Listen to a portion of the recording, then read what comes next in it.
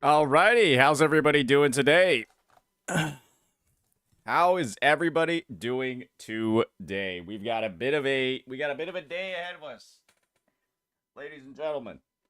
And I'm just gonna warn you in advance. It is unfortunately probably gonna be a bit of a shorter one. For one specific reason, because we got a live stream tomorrow. Yeah, we got a live stream tomorrow, ladies and gentlemen. So that one's gonna be a little bit we're gonna be waking up a little bit early for that one. So yeah, that means we're probably not gonna be doing a long stream today. I think we've done longer streams for the past couple of days anyways. So yeah, I don't really care that much. Yeah, I don't even feel slightly bad. In fact, I actually feel good taking an earlier day today. To be honest. So yeah. Yeah. We got some Ananta gameplay over here. This one I heard is a little bit, this one I feel like is a little bit more, how should I say this? This one looks like a bit more of like story-related stuff, so maybe we'll take a look at like Stepperou's gameplay or something like that instead. Because I do think that he has like some actual stuff going on. Yeah. Because I'm a little bit more interested in like the actual raw gameplay itself. But I'm not sure. I feel like there's one or the other that we should go ahead and take a look at. But yeah, I mean they got like fighting and stuff going on over here, so I mean it seems like it's got a lot of this stuff ready. But yeah, you can see a lot of it is kind of like cutscenes and the story mission. It's so identical to one of the Uncharted sections. I guess this is the thing. Who has, like, the best gameplay reveal so far? I don't really know who has the best gameplay reveal so far. Which one which one out of the ones that you guys have seen? I think I heard someone say Rexland says there's one. Stepperou says there's one. Or Stepperou has them. Bro has like fucking 4 of them. Bro's got like 4 of them. So that's over here. Endfield also has their gameplay video. So that's something that we can take a look at as well, but that's also a lot of story. What is this? Oh, this is about the inspiration thing? Okay. Yeah, I don't think that's anything too special. They got partnership with Sony. Or maybe, I'm not sure if it's a partnership with Sony, but, yeah, Sony seems to like the game, so, yeah. Surely no one talks about NTE anymore? The Endfield gameplay vid is just the intro back in CBT1 with some adjustments. Is it truly?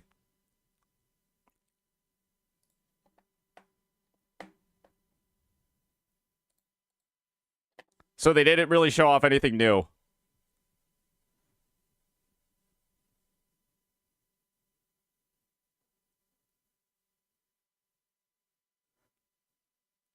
Well, I feel like it's new enough.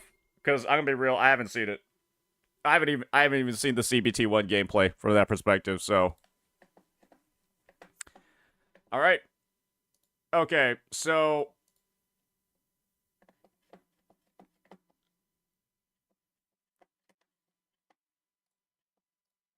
let's go ahead.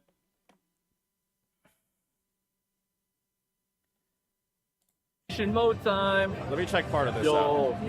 Yo, tail. Obviously. Wait, how do I do the swinging mode? Or is it only the guy that can do the swinging? Oh, you mean like the Spider-Man? Oh, it's like. Okay. Yeah, I don't know. I feel like I just want to watch this one. Yeah, the other ones are like, there's like 40 people fucking talking in the background and shit. It's like... it's like, yeah, there's like 40 people fucking talking in the background, bro.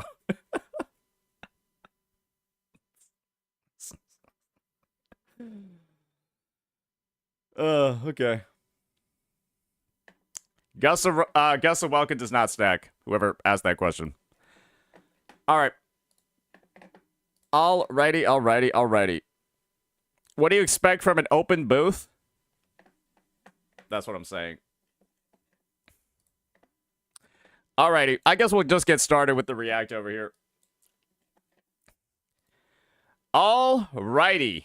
Ladies and gentlemen, there's been some official gameplay dropped from Ananta. And boy, oh boy, I've gotten a bit of a preview at some of the stuff that's going to be showcased. And I gotta say, it's looking pretty damn amazing. And the thing is, you might be asking me why I'm not reacting to some more, potentially updated or unique, game show, Tokyo game show footage. I've already taken a look at it. We've got Stepperoo over here, and I'm going to be honest. Oh, shoot. I would react to this because it is showcasing some of the unique mechanics, but there's you can kind of hear it, right? There's 400 people in the background. I feel like it could get a little bit messy. So we're just going to go ahead and get ourselves acquainted with the official gameplay reveal that the developers themselves have prepared for us. I don't think there's going to be as much background noise, and we should be able to get a bit more of a smooth, uninterrupted viewing experience. So without further ado, let's go ahead. Let's get right on into it. Actually, I realized I wasn't recording this entire time, so I'm just going to go fuck myself real fast. Oh my gosh, I wasn't recording that whole time? That's, all right. Well, it is what it is. It is what it is. All right. Alrighty, ladies and gentlemen, I have some great news to share. Ananta, the game that everyone is looking forward to, Anime GTA, has finally dropped some more details, an actual gameplay reveal of what the game is going to be looking like. And boy, oh boy, I've gotten a bit of a preview, and it looks pretty damn good. And you might be asking me, right? There have been some content creators that are putting out their own footage from the booths over at the Tokyo Game Show and showcasing some gameplay on their own. But the thing is, well... Wait.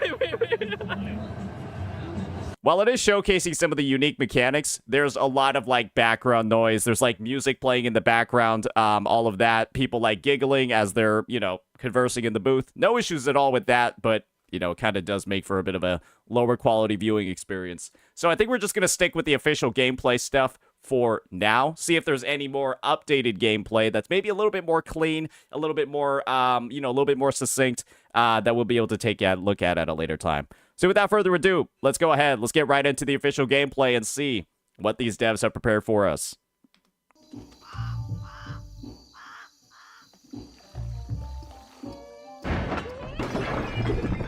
I'm liking the vibes already. That's him! That's our top! Got that nice comical art style. You jokers again? This time you're not getting away! Don't you guys have anything better to do? Okay. Everyone dog pot! Let's show him the black metal crew means business!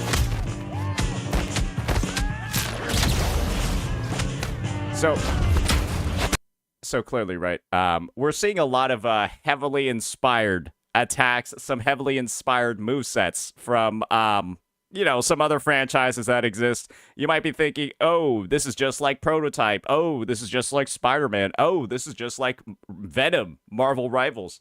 And if you answered any of those questions with those answers, I gotta say that you're correct, right? Obviously, I think there's a very intentional play by the devs over here to do some callbacks to some of the most popular franchises from back in the day. And I'm gonna be real here. It's been a while since those games have released, and, just a couple of inspirations from the moveset I don't really view as too creatively bankrupt. And the thing is, there's actually some official investigations that have been done into the matter. This is just some cool little context over here. Apparently, Insomniac Games, right, the whole, Spider-Man influence, all of that, they make Spider-Man 4.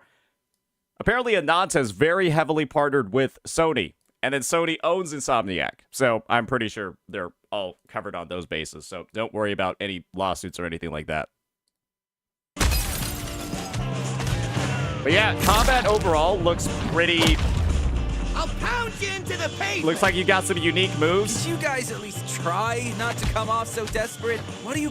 I'm liking that even the unarmed moveset seems to have a lot of variation in the attacks that you can do, the chains that you can actually have, and of course the powers that you're using. Because we saw that you also have guns, melee weapons, grenades, all of flamethrowers, all of that other stuff in the game as well.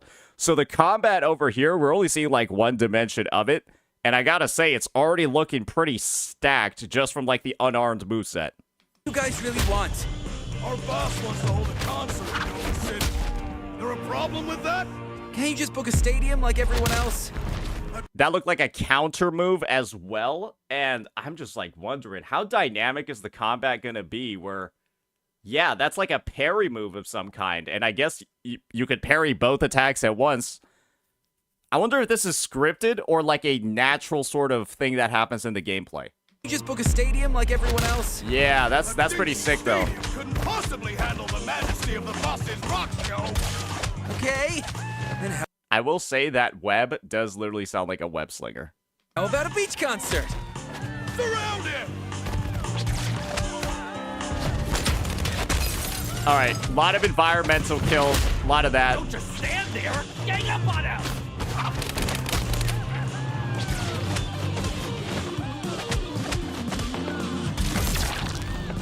The dodges as well, and that seems to hit just seems to hit everybody in an AoE.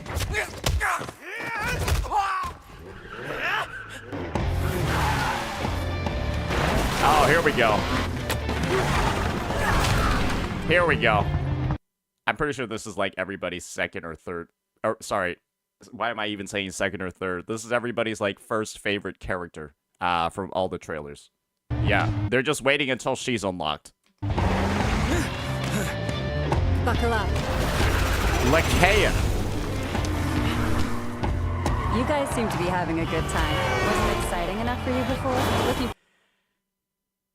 I'm not the biggest fan of whatever's going on with her voice work over here. I'm pretty sure the game still has like some work. That can be done before the release. The voice work over here seems not a little bit off. It seems very off.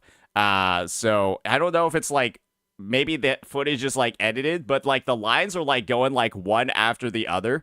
It sounds kind of robotic. I will give that critique. But yeah, that's the only critique I have is like her voice work, which I'm pretty sure if you could just change the language, not much of an issue. For an encore? Not with music that cringe. By the way, who are you? I work for the Nova City Crime Agency. I can explain. They started all that back there, not me. No need to get jumpy. I just... Watch out! What's with the hot pursuit? Think you can lose him? Hold on tight. Okay, now I guess they got like one of those chase missions. And we all know every open world city game has to have a chase mission. Darn, these guys are persistent. Jeez, this is a bit much. In front of us! Get closer. I've got an idea. Ooh. Okay. Mind if I borrow this? Whoa, what was that you just did? They're really making that whole like symbiote, tentacle, whatever thing is, they're really making that like a core part of the gameplay. And now I'm beginning to wonder, does that ability also extend to like the melee weapons, the ranged weapons that you're using? Do you get like, I don't know, can you just like shoot that shit out and get like extended range on your flamethrower and stuff like that? Or is it just going to be when you're unarmed? Careful! Right on target. Okay. Looks like their license is getting revoked. They've really got their hooks in us. I've always not been like the biggest fan of these sections in gameplay because it typically just ends up feeling like your main character, the guy up here, is like invulnerable. You're never going fast enough that it looks like an actual chase because otherwise you wouldn't be able to aim at anything. And so like all of these sections kind of feel like, okay, I'm like sitting out here outside of my car. I'm an open target and none of these guys can ever hit me. And it's like that in every single game that has one of these sections, but, you know, it is, I guess it is cool enough to put in every single game. That's just my pet peeve with this, though. Aim for the tires. Help them deflate.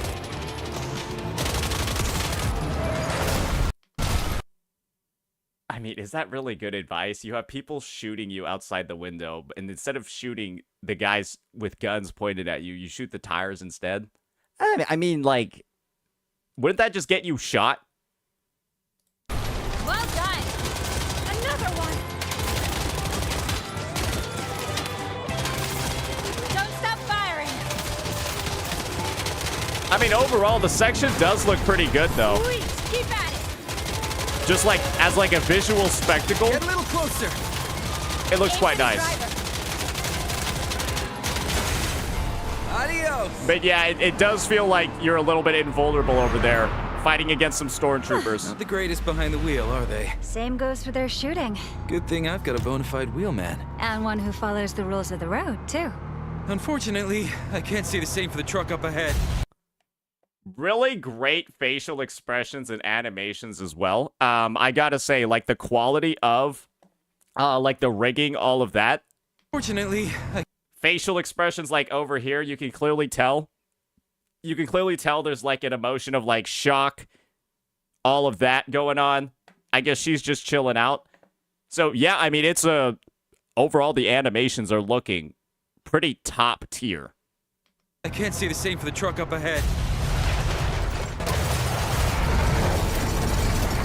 Crap, no time to dodge.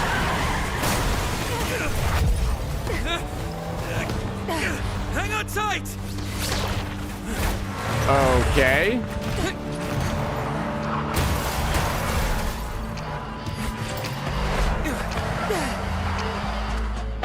You've got some serious strength, just like in the videos. Thanks. Don't mention it. Yeah, her voice needs changed. I don't know what it is about her voice lines and all of that. They need changed.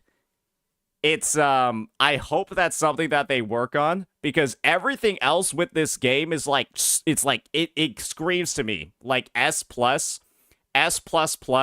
super premium, and then the voice work for like her specifically seems like a C or a B.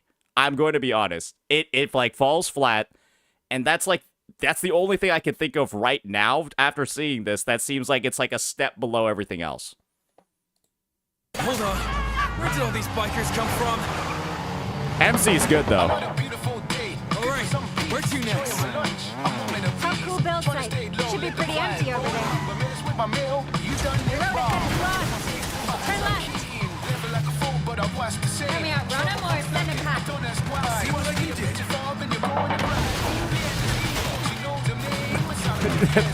I don't even know what this is. This They're flanking us on the what left. song even is this?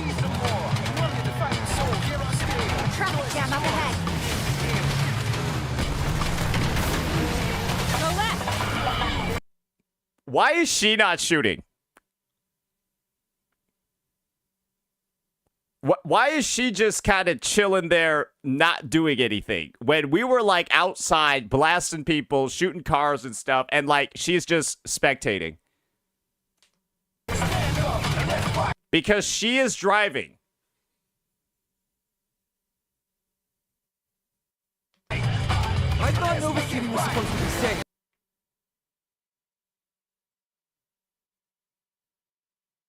No, she's not. She's in the passenger seat, not doing anything. Usually is. Criminals apparently can't resist your charm. Darn, we've got company here, too. Yeah, it's looking a little bit off. I'm not gonna lie. We're just getting fucking blasted. We're getting blasted over here by 5 motorcycles, and, like, nothing is happening. Except us driving. Yeah. Roadblocks. Hit the gas. Sorry! Coming through! Up ahead. Whoa! Hope the city doesn't find me. I will say it's a little bit goofy that giving their car a tap is sending their motorcycle fucking flying to the moon. Is this a road or an obstacle course? But this scene over here looks, I mean, I'm just going to be honest over here. If this is what it actually looks like in game, this is actually a magnificent visual spectacle. I mean, like, this is just a paused frame. And, like, low-key, I feel like I'm playing, like, Need for Speed. Or, like, the newest racing game. Give me the wheel. I know how to get us out of here. All right. Let's switch spots. Grab the wheel. Got it. Hold steady. All set. Why is there a train Wait, that's coming at actually, us? I actually like We're that. going the wrong I like that they put that in sort of like the live gameplay and then had you lose control of the car for like half a second. way. Brace yourself.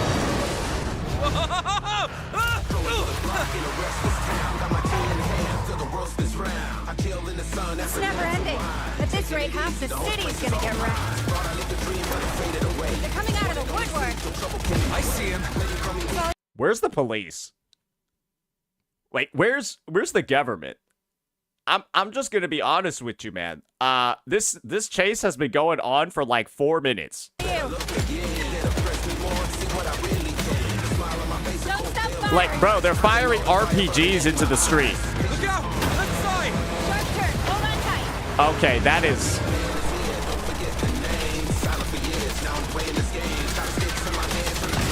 This is like a Michael Bay movie. I see why they wanted to showcase this one. This is literally like the Michael Bay of gameplay trailers. It's just an explosion every 2 seconds. I like it. But I just needed to state that. This is like the Transformers.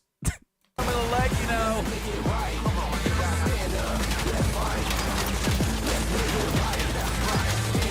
Nice. Perfect. In front of us. Oh, Jesus. Looks like we got more goons waiting for us. Perfect chance for you to test your marksmanship.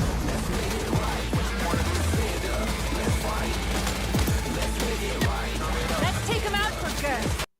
I will say, though, this mission is kind of long. Maybe it's too long. I feel like this has been like 6 or 7 seconds of or 6 or 7 minutes of just like driving. Maybe it should be like cut down a little bit. It's kind of long for like a driving section. One down. No problem. I got this. Because, like, let's be honest here. You're not, like, walking around. You're kind of just, like, sitting here on, like, a on-the-rails shooter for a whole, like, 8 minutes.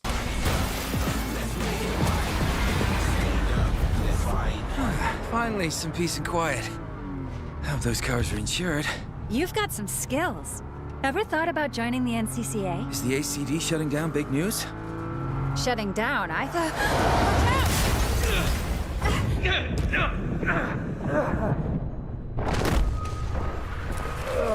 Okay, now we got... We went through all of that to get ended by a tractor. Oh, what the hell? Oh, that's a little crazy, bro. Whoa.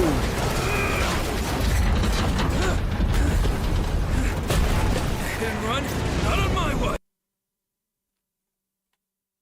I feel like it takes a lot of creativity, right?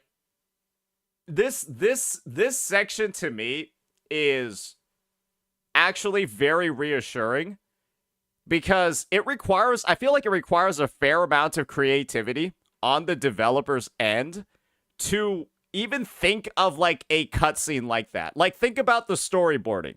Yeah, the MC's gonna get run over by a tractor, and then to back away from it, he's gonna start, like, fucking kicking off of it while it's spinning towards him, and then he'll extend his venom arms to a bunch of cars and then swing them under... Like, let's just think about, like, the thought process that went into designing that cutscene. And I'm gonna be honest, I feel like there's gonna be even, like, more wacky, more wild, and probably, like, even, like, better shit further in through the story. This feels like an introduction cutscene. And maybe, right, they're one of those devs that, like, blew their entire load, right, in, like, the first hour, 2 hours of the game, and then it falls off. But I have no reason to think that. So I'm just going to assume the rest of the game is like this, but potentially even better.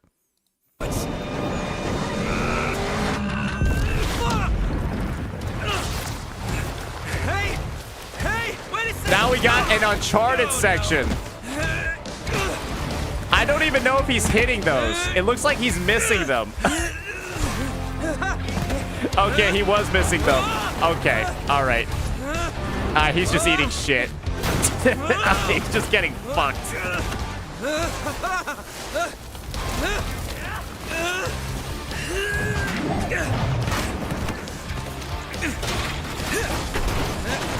Gonna need to borrow this.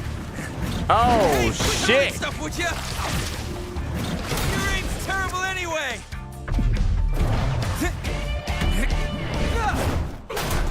Hi there. I love that the MC is like talking shit in the middle of like the QTEs. That's pretty. This feels like it feels like a single player action game. Yeah, it feels like Spider-Man plus GTA plus Prototype plus Uncharted. It just feels like the action, like the story-driven, like action RPG genre. That's the vibe. It doesn't even feel like a gacha game to any degree. I'm gonna be honest with you. Strike! Riddance. Hey, you good? Just a minor hiccup. Here, catch. Show 'em what for. Perfect. Appreciate it. Knock, knock. Here's a little gift from the fans.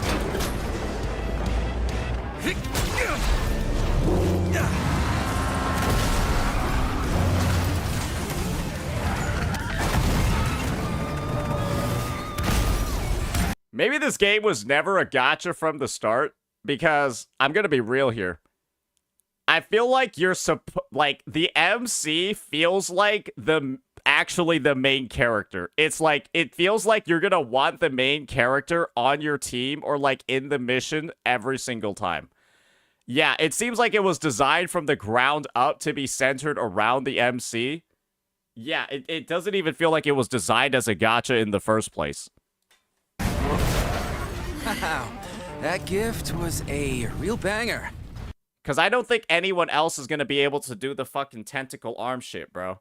I feel like that's the MC's, like, unique power. I feel like she has her own unique power. The other guys have their own as well. It's just like GTA 5. The MC's got venom arms. Somebody else is probably going to have, like, some sort of, like, time slow. Shit like that. Maybe she's got the driving ability. Maybe she's the Franklin from GTA 5. It would make sense, right? Given that, I guess she's been driving for 90% of the fucking cutscene and also doesn't know how to shoot a gun.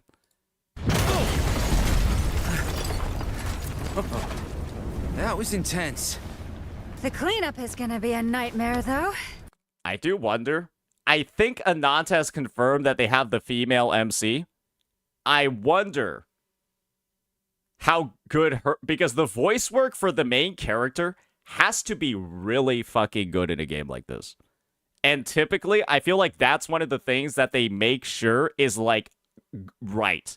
Because this motherfucker is talking a lot. But they did a great job with the male MC's voice, at least. And I think they have a female one. I think it was confirmed at Tokyo Game Show that there's a female MC. Looks like that's the end of the show. Nicely done back there. I still owe you a proper introduction. I'm Lakia Rain, director of the Nova City Crime Agency. Yeah, definitely an early mission. What do you say, Punt Master? Got a minute? Wait, are we heading to the... I'm sorry, is the MC's nickname Punt Master?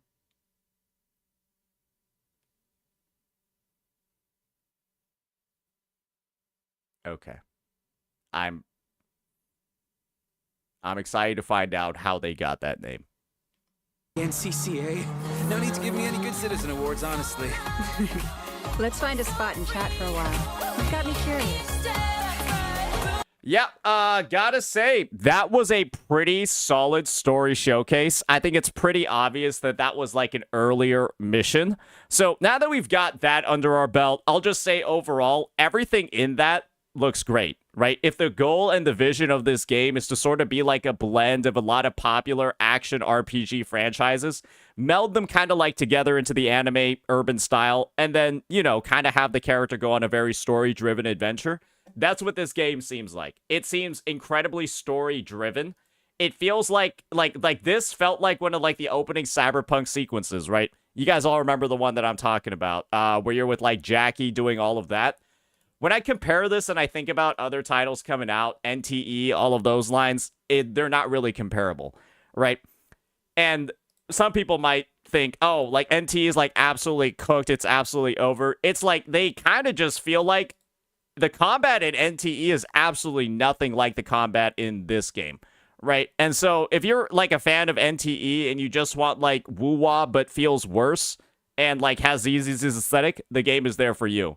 But if you were a fan of like Sleeping Dogs, a fan of Spider-Man, fan of Uncharted, all of those franchises, of course, GTA 5, then this is more up your alley. And those are entirely different, right? Those are entirely different franchises. Gameplay loops, all of that. And I think that this is really tickling an itch that a lot of individuals have, you know, not really gotten satisfied in quite a while. All right, so that's going to be the official gameplay.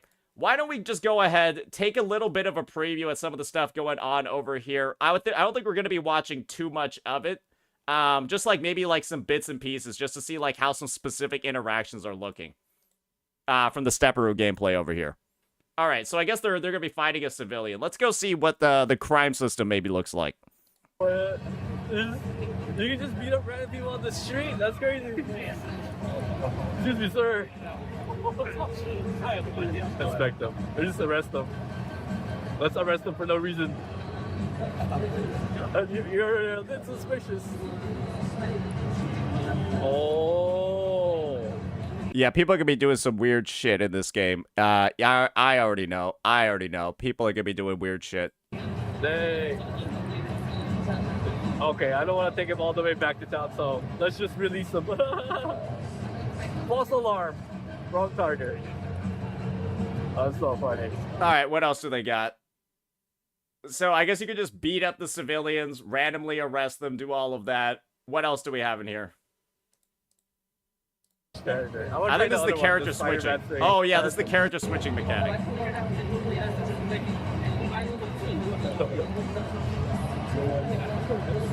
Okay, they just beat the shit out of her. Okay, she's dead. Arrest. Okay, let's change character. I want to try the other one, the Spider-Man thing. Okay, and now we're just going all the way across the city and then checking in on what the MC is doing. Oh. Okay, there we go. Wow. Yeah, that's a GTA 5 level transition right there. So, this one is string by holding. Oh. That is really fluid. Oh my goodness.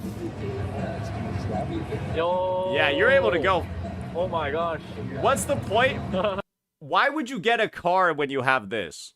Is there like... Oh, why would you need a vehicle? I'm pretty sure this goes faster than a car. We're gonna go all the way to the city like this. Yeah, this is faster than a car. Yo, the Spider-Man movie is insane. Holy crap. The fact that I'm seeing people at TGS just like play this for the first time and they look like they've already gotten the hang of it, probably means that it's designed quite well. Right, you got people that are touching this game for the first time, and they're pretty much... Okay, maybe they're just like... Maybe Stepperoo is just exceptional at the game, but it doesn't look hard to pick this up. Oh, air dash.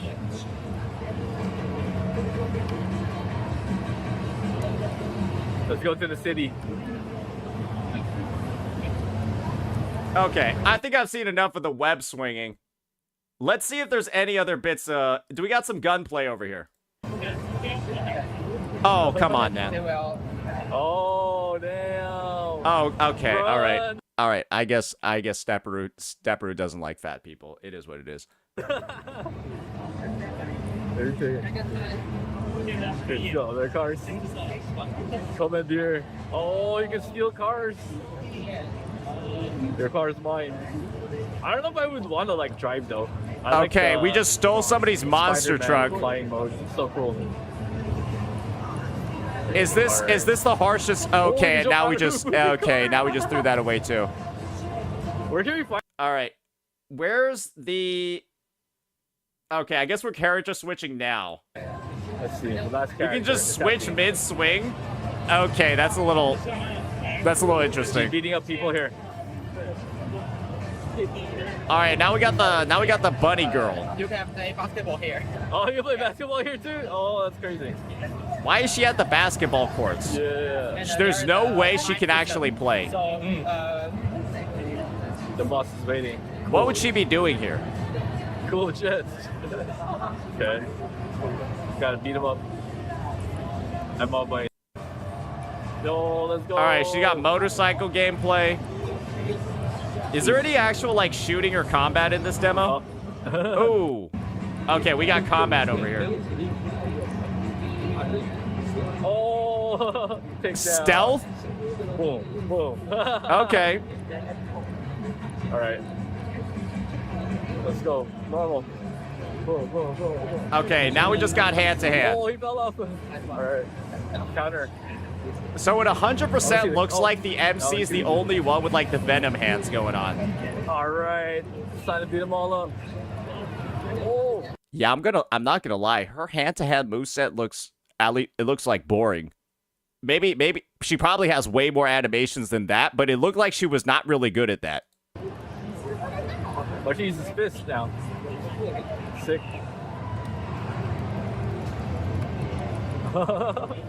I'll use a different weapon. I have this one. The police Yeah, I'm not gonna lie. It looks like she's having a hard time dealing with this. stick. Damn. Okay. Dude, the guy with the gun though. I gotta get the guy with the gun. Oh. The counter feels so good. Like counter attacks. Oh, there's takedowns too. Maybe they toned down. This is my take. I think they toned down the enemy AI because games journalists are gonna be there, right? They probably have understood that a lot of people that are going to be playing in the booth are going to be dog shit at the game. And they would just get fucking cleaned out by a group of like 5 NPCs. So they probably made it so that only one of them attacks at a time. I hope. We're not on the floor. Because otherwise, if the gameplay actually looks like this, when there's like one guy attacking at a time and it's like, all right, counter. All right, counter. Counter. It's just like that's what it looks like right now. You just Pick up this gun. like, okay, all right, when's the next guy? Who's up next? All right, your turn. I already knew what. All right, what's up? Oh, counter. Oh wait. I keep forgetting to like assassinate them in the underground. try press E after E. you have some Okay. skills. Oh, E? Oh, it's on cooldown. Okay. Oh, okay. Oh no, I'm getting cornered. It does look a little bit off, a little bit slow paced. Maybe he's just like experimenting with some stuff, but yeah, she's got like no AoE. I'm comparing it to like when this dude just like fucking bro just pops off right here. Look at this. Like, why would I use her when I can just play this guy and do this?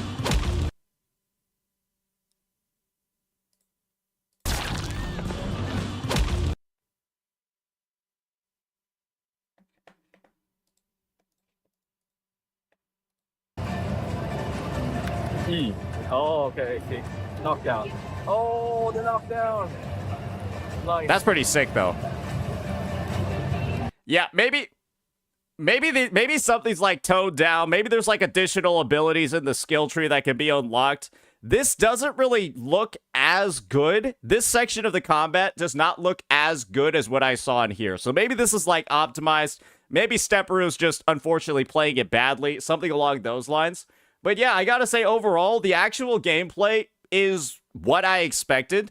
The only drawback that I'm seeing over here is that the combat looks either too easy or like too static. But that can easily be changed by having, you know, more aggressive enemy AI and probably like double counters. Because one thing that I feel like is missing from this gameplay showcase is me seeing two enemies attack at the same time and then the character doing a double counter. Because that is definitely something that should be in there. You like grapple one guy and then you like throw him into the other and then you do some sort of like synced animation. It's in the game. But I feel like that would have been too hard for the people show or demoing the game to do, so they made it so that the AI is attacking one at a time. Because I did not see a single frame where they like two of them are attacking at once. It's literally one at a time. So I think it's literally just a Tokyo Game Show thing. I'm not going to read too much into this because, well, the gameplay over here looked like so much better from like an enemy AI perspective. So I'm pretty sure this is more in line with what it'll look like in game. This is... yeah, it's a little bit off. So yeah, I would say overall, looking pretty solid to me. Does anyone have a boss fight? Does somebody have a recording of the boss fight? 37:25? Okay, awesome. All right, and I guess we got Rexlent's. Yeah, we got Rexlent's video over here. Let's take a look at it. 37:25. And this is just the boss fight. Oh, the boss. Bro, it's a fucking Super Saiyan. That looks like one of those dudes that came with Vegeta on the spaceship.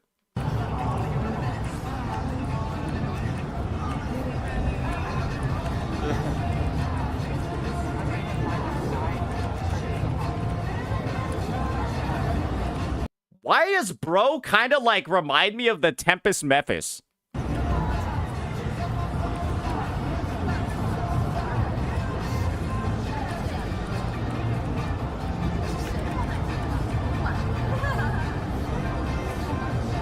Okay, why is Rexlet making the game look boring?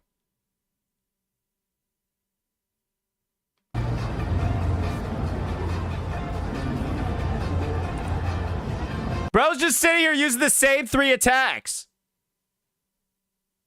Okay, it has to be an AI thing because there's no way that this guy just repeatedly used the same 3-hit attack chain 40 times and then just killed the boss that way, right?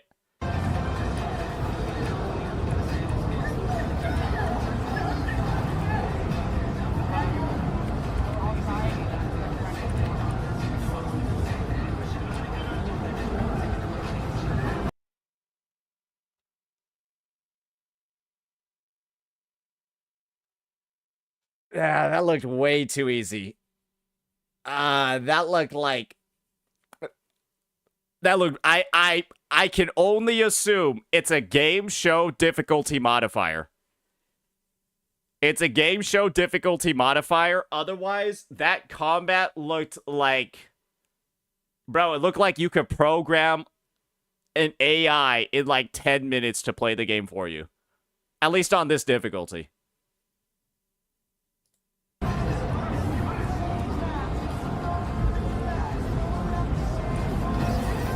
No skills or abilities. He uses like some flame thing, right? There's like an AoE on it. I think he does it like around here. Like you can see there's an E button, but it looks like there's one active ability. Oh, yeah, there's like a cooldown on this. Yeah, he does like this. I don't know what that is though. It looked like there wasn't a cooldown for it. I don't even know how it triggered. So, yeah, it doesn't look like there's that many abilities. Maybe there will be, like, more buttons and stuff, but only having one plus, like, that's just using the environment? Okay, well, only having one, and then I guess, like, your attack chain, that does feel a little bit... Maybe they gotta flesh out some of the combat movesets a bit more. I feel like the shooting's okay. I feel like the shooting probably feels fine. Because you don't really gotta, you know, there's not too much variation in the shooting, but for the melee moveset, at least from what I'm seeing over here, it does feel a little bit fleshed out when you're not doing like those counters and doing stuff like that. Yeah, maybe they gotta take a second look at Sleeping Dogs. They gotta take a second look at Sleeping Dogs over here, to refine the combat a bit more, at least in the hand-to-hand, area, because I think that game really did it well.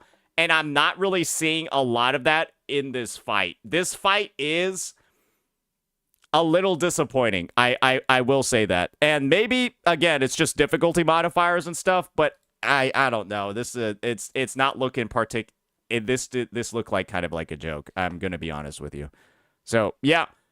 All right. But yeah, I think that's going to be our coverage of the Ananta gameplay that has come out. Maybe I'm a little bit split after seeing some of the live demos, some of the live showcases from Tokyo Game Show as to how to feel. It looks great here, right? Like, when I see this combat gameplay,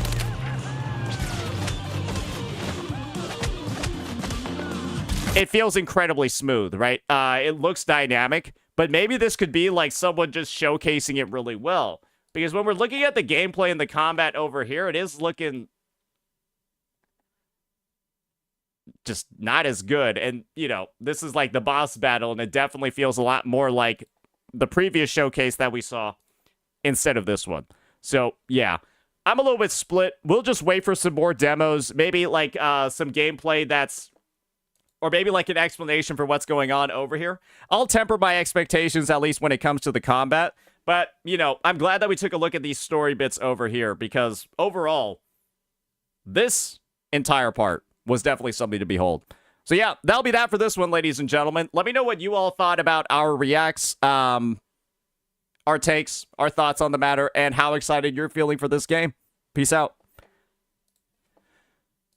Alrighty, well, that's that one. I'm actually very glad that I just combined those two reacts together. I feel like if I just reacted to this, that would have been a dog shit video. I'm gonna be honest with you. Yeah, I feel like if I just reacted to this, it would have been a pretty bad fucking video. I'm gonna be real with you. Yeah. Yeah, I'm just being real. You guys probably know what I'm talking about as well, right? Yeah. Because, like, imagine if you never got an opportunity to see the combat when it looks good, and, like, this is all you saw. Nice. Oh, I messed up my counter. Wait. And then throw it. Boom.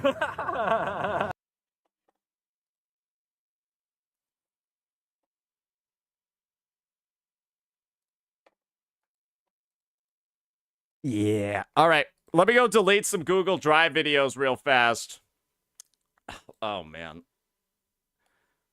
Can't wait for another Wuthering Waves live stream, ladies and gentlemen. Another day of waking up at 3 a.m. Oh, lovely. Just my favorite. Just my cup of tea.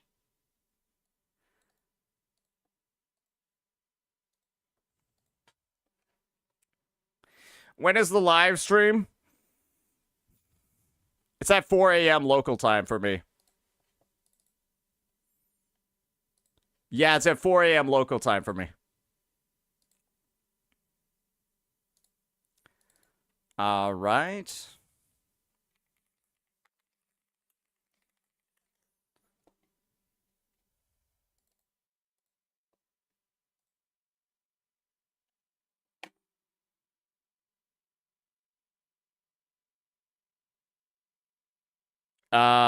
Where the fuck is my... Oh my gosh, I stopped. I forgot to click the stop recording button. All right, well, that's not too bad. It's just extra footage. It's a lot better to forget to hit stop recording than it is to forget to hit start.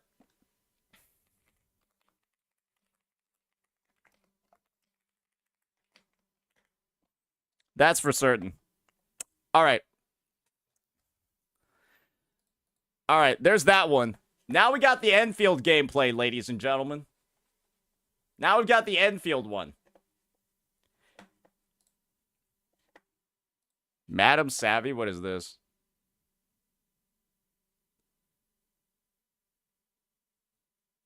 Why does this keep happening? Why are English localizers so utter shit that they just can't leave anything alone?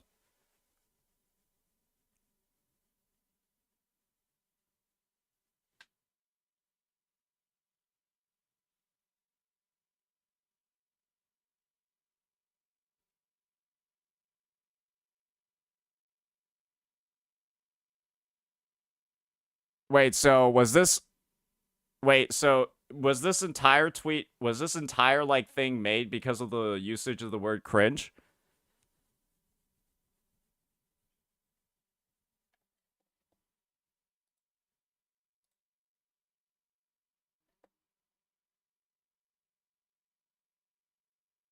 I'm just gonna be real with you. Imagine caring...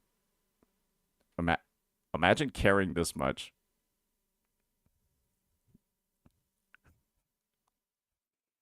Like, man, your life has to be shit to care this much. I'm like, you gotta have some big fucking issues to care this honest.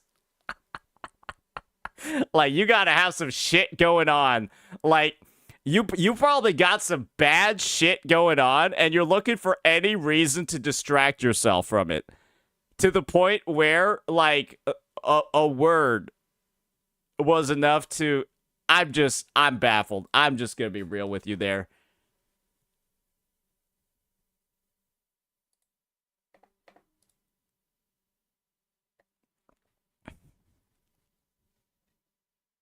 What happened?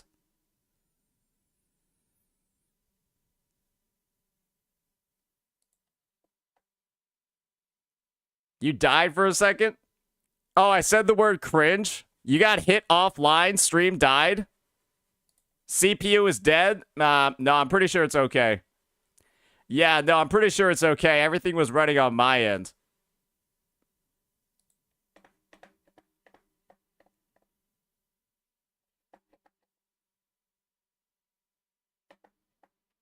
I froze for half a second. YouTube is not receiving enough video to maintain smooth streaming. Okay, well, clearly there's something on my end. Probably my internet. Probably my internet got a little bit choppy for a second over there. Hey, it happens. Hey, it happens.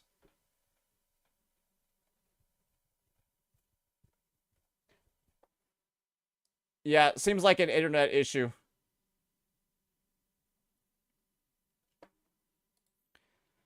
Take a look at this. What is this?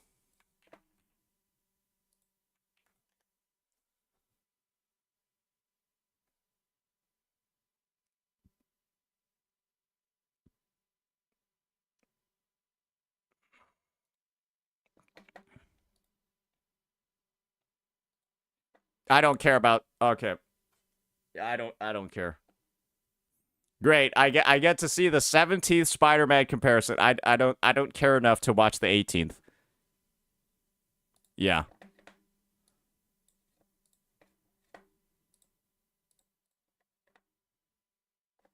Maybe this person will, though.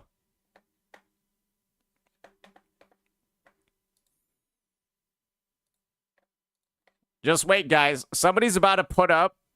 They're going to get the Need for Speed game from 2001 and then line it up next to the driving scenes. Look, it's exactly the same. How fucking dare they?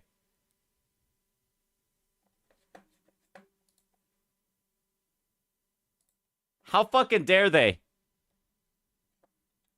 Have you fucking top-down view of a car as you drive it. Unfucking believable.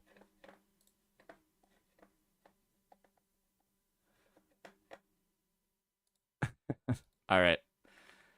We got the Endfield React ready to go now, ladies and gentlemen. So let's get that one underway.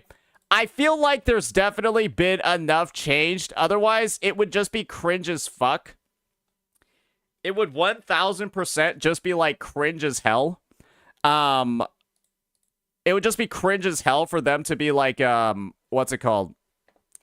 only showing the same exact footage that they had from the CBT one. That would be some, I'm just gonna be honest, some dog shit. Also, I haven't even seen it, so I think we're ready to get underway. Alrighty, ladies.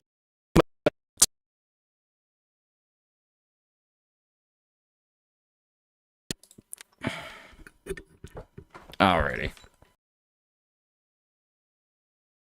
Tape for this thing. If I just got some tape, that would probably solve the problem. Yeah, because the thing is, it's just like, it's like the plug's at the bottom, right? And I guess it's just like, there needs to be like more friction or something. Yeah, I'll probably just pick up some tape for it.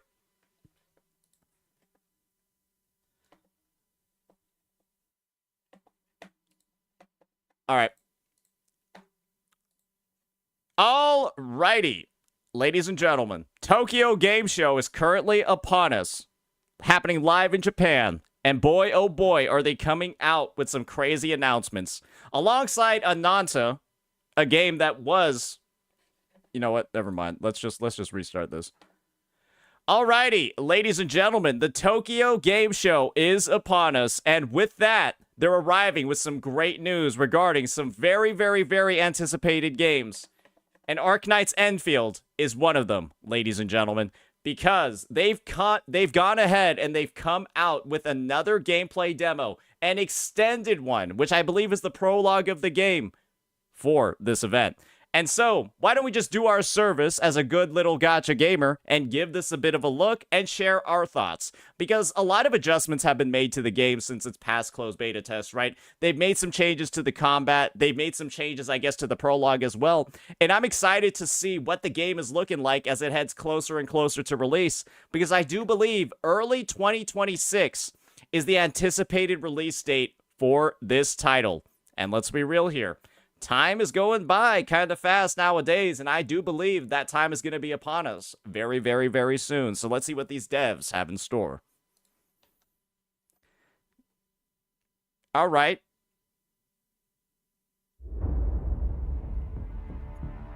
Let's see what you got, Hypergriff.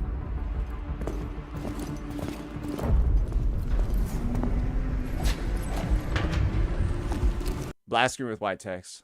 Fuck. That's unfortunate.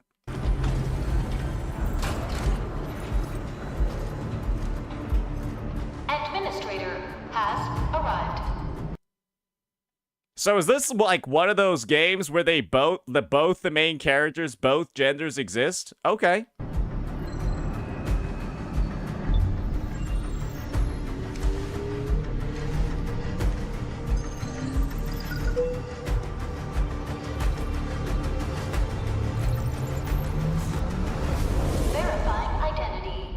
Oh, I see. Okay. This is a cool character selection.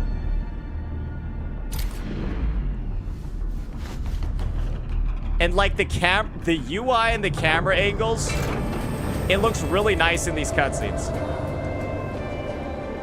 Unfortunately, they also made the wrong decision in picking their MC. Sorry, after Wuthering Waves, I always gotta go for the male character now, boys.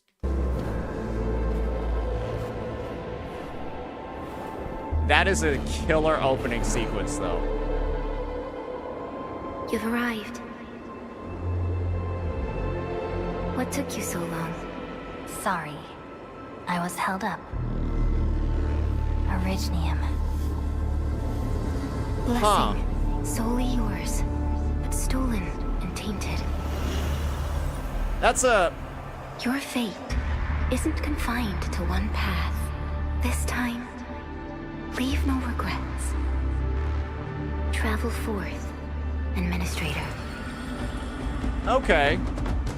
Yeah, I mean, the voice acting, actually, it's definitely a different vibe compared to some other games, but I don't necessarily think it's a bad one. Yeah, I think the voice does fit the characters.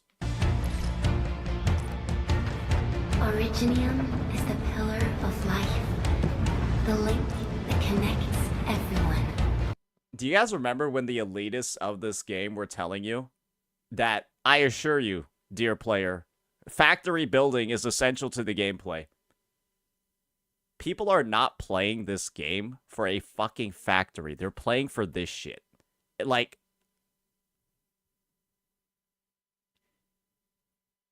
I'm playing to see this badass environment, this crazy architecture, this great world design, not fucking Factorio. And there's a reason why in this gameplay showcase, I'm just wondering, do they show the factory a single fucking time? I doubt it. We'll see, though. This expedition must not fail.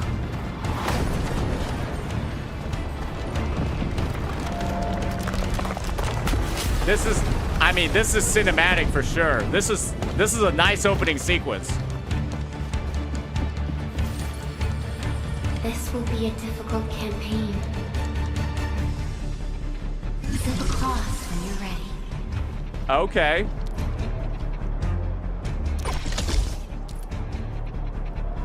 I like that it actually looks like this looks like actual live gameplay. I would not be surprised if on release it looks like this. Let me see if I can move my camera a little bit. Not block the UI as much. Okay. All right. Combat. Awesome. I love that they're showing like the cutscene and like the tutorials, or I love that they're showing like the tutorials for this, because I have been wondering a lot about how the updates to the combat, how they're going to be looking. Because I know for certain they've done something with the dodge system. So yeah, they got a bunch of basic attacks, and then the final hit of the basic attack chain, which is really important to use, apparently. There we go, that one. The one with, like, the shining sort of light. That's a long attack chain, though. Like, that's long.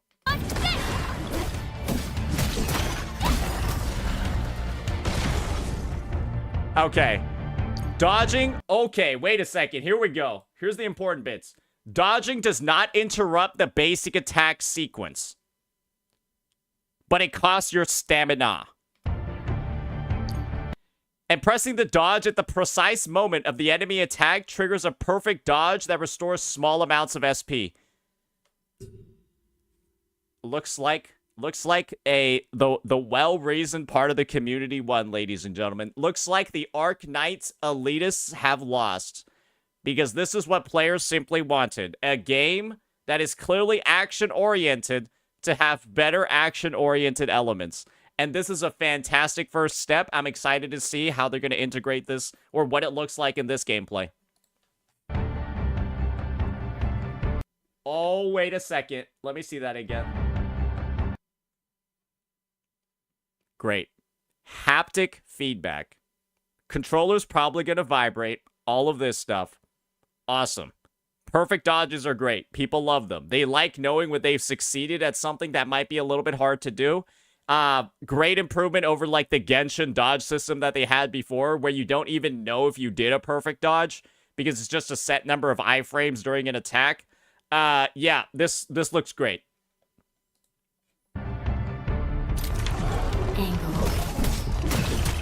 Alien life form. Are they gonna do a dodge though? I would like to see them do one. That's Chef's Kiss. This looks great. It's so much slower paced than Wuthering Waves. That is true. But that's clearly intentional with how the combat of this game is designed. It's a little bit slower paced. You don't really see, like, maybe they have damage numbers turned off, right? But each individual enemy, right? They attack a lot slower. You attack a lot slower. I think the combat is going to feel a little bit more strategic than it would in Wuwa, because you have 4 characters on the field at once. So you're probably, like, chaining stuff together. But having that dodge in there, having that feedback, it looks so much smoother. And this is the thing. That dodge animation also looks kind of long as well. Like, it looks like you could dodge multiple attacks with that, too. Ruin and devastation. That looks solid.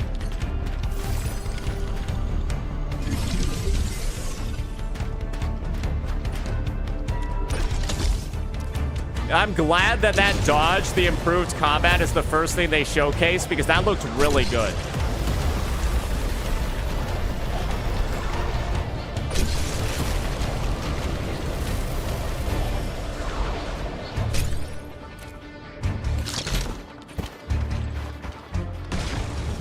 Okay, more combat. Battle skill usage. Yep. So now you see how the system is being woven together, right? Your basic attacks and your perfect dodges restore SP. And SP is used for your skills, which I imagine are like the real damaging part. The ankyloi grow in number. Yep. Press on. This count. And you can spam them. As long as you got the SP, you can spam them as well. That's something that I really like, is actually like having the SP shared across your team. And so I can already imagine like team comps, right? Where you're like funneling all of your SP to like one guy, and then they like spam like 3 moves in a row to do like something special with the kit. And then you have like 3 characters with like a bunch of different passive stuff like that. This is the thing. It's like having a shared SP bar in your team can actually be both restrictive as well as, to me, more creative. Because let's just be honest here, right? Like, you can, of course, play a team in like a regular rotation where you use SP on one person, then swap to the next, then swap to the next, and do all of that. But being able to funnel it all into one guy and have them spam a skill multiple times is also another part, right, of like the differentiation of gameplay. So I'm viewing it as this system, with its restrictions, can actually have way more variance in the gameplay that you're doing. And obviously, I'm theory crafting a little bit before the game's even released. But me seeing the MC just spam their skill like 3 times in a row, knowing that it's shared across the team, is like, I mean, well, it's gotta lead to somewhere. Cannot stop us. It doesn't even look like it regenerates that slowly either. That looks pretty fast as well.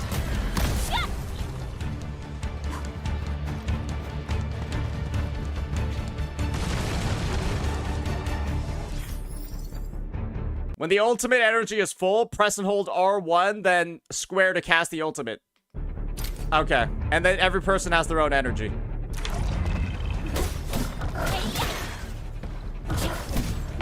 Your end awaits. Our journey was long.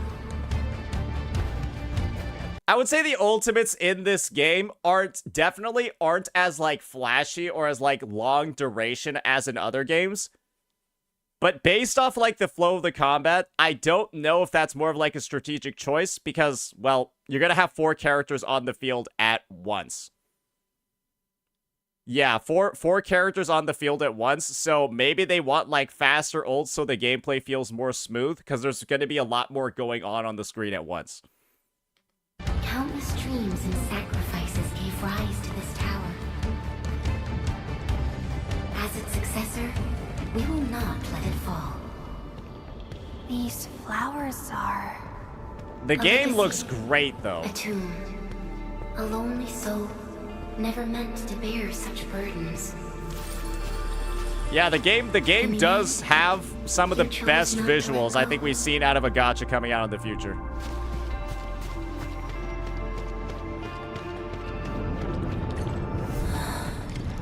The taint is spreading.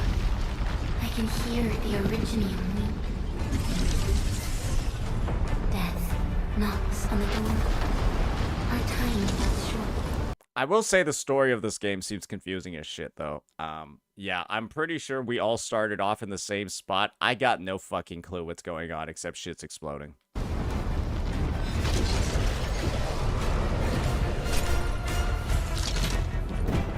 The story, unironically, seems like the weakest part of the game right now.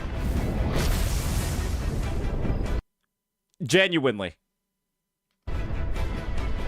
We can no longer retreat. Let's strike forward. Use your true weapon. Forge a path to the living. Did we just summon turrets?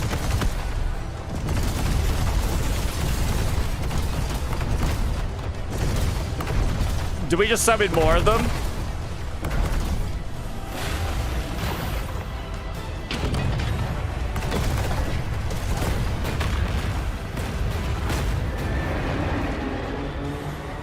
Well, Arknights is a tower defense game, right? So It is our nature and our fate. Rise from ruin and be reborn. ladies and gentlemen, it appears they have out of combat unlimited sprint. Rise from ruin and be reborn. I don't know if they had that in previous tests, but that's really good. Yeah, out of combat, infinite stamina while sprinting. In the ashes. The end draws closer. Literally, Genshin could never. Oh, wait, you can unlimited sprint out of combat. You just need to pull C6 for recent. My bad. Cross this chasm to face your final trial.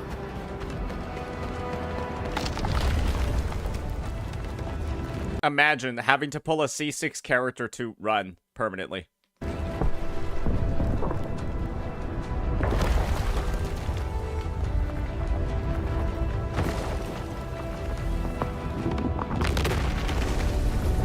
Damn, look at this MC just blowing up all the historical architecture of this area. Cause like this guy looks ancient. He looks like old.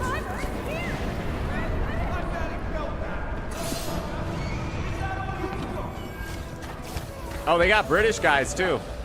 Don't go beyond this point. It's dangerous. The pain. The ambulance. Angry. Try not to move. You might have a fracture. You're the administrator. She's still breathing. Are these like gravestones? What is this? Stay with me, child. You won't leave you. You're right. Feeling cold? Here. All right, I maybe it's like intended, but like I do feel like they gotta know that this shit is confusing as hell, right? Come closer. Feeling warmer now.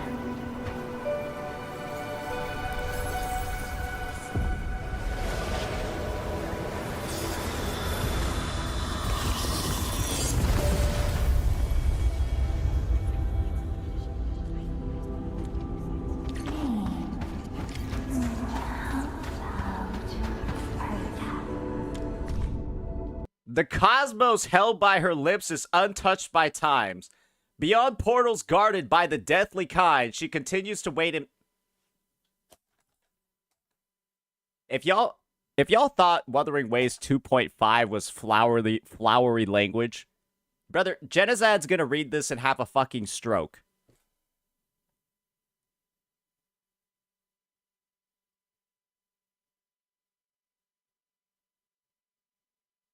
What does this even mean?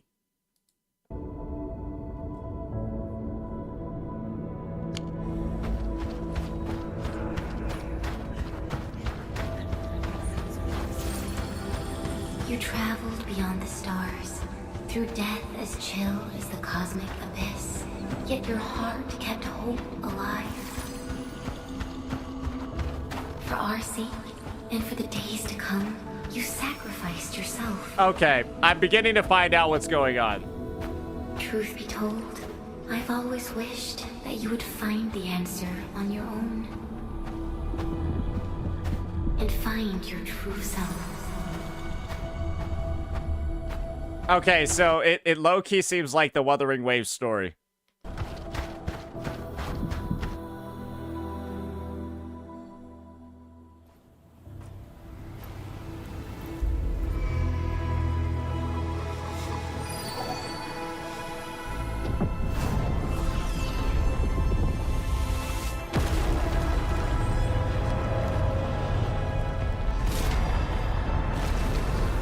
Yeah, it seems like... It feels like this would reverse time because you're in an ice age. Oh. The hell is this? Yo, get that big-ass forehead out of my fucking game. What is this? Bro, that thing's tremendous. Oh my god.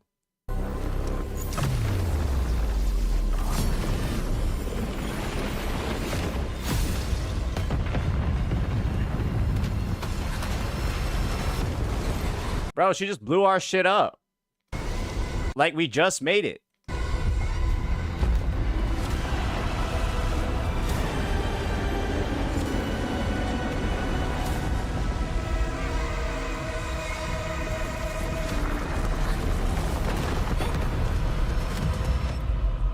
Did we perfect dodge that?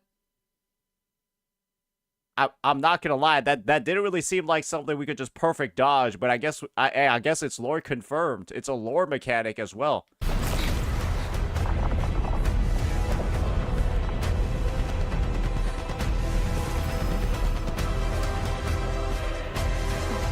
Are you a real person or not? Okay, you are. Let's fight.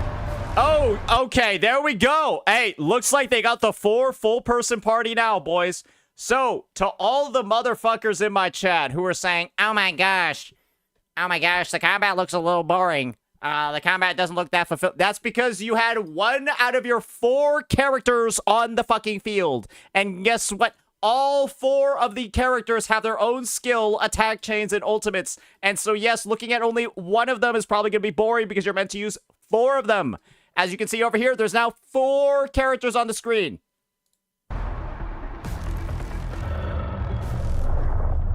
Careful, don't get hit. Oh, looks a little bit more dynamic now, doesn't it, buddy? Now,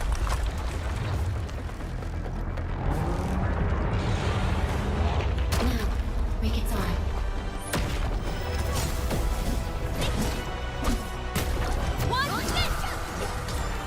Ready to strike. Oh, doesn't it look a little bit more dynamic now, bucko? Because they have the chain mechanic where you require other characters on your team to chain abilities off of each other. Take your rest.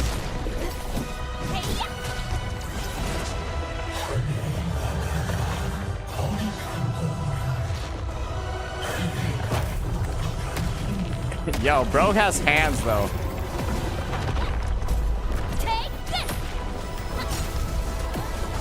I wish... Do they not have the character switching feature yet? What's this? Trusting Because you definitely are able to switch to another unit on your team, but it looks like you're locked into the administrator.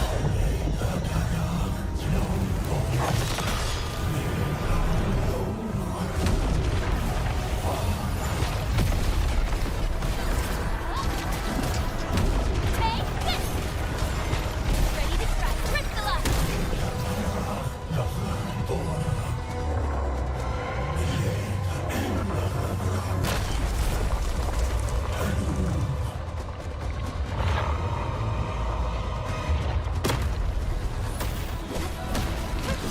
All right, quick second.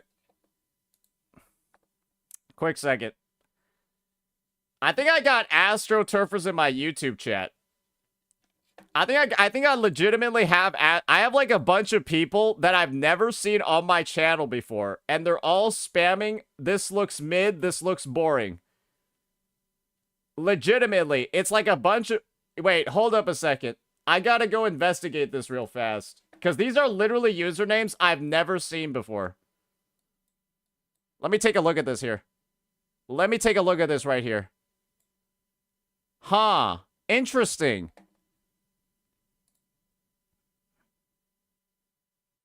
Channel activity. The first time they've ever sent messages in my YouTube chat is today. And this is all they've written.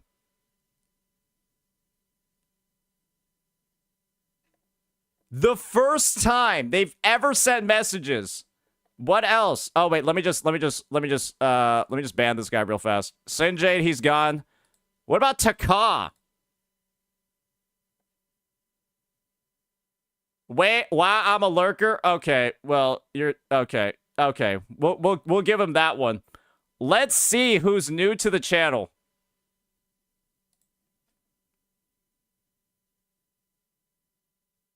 Huh, interesting. Interesting. What I think is going on is that there's probably Hoyo-verse players, Hoyo shills that are currently going out and trying to sabotage Arknight's Endfield just like they did for Wuwa. No lie.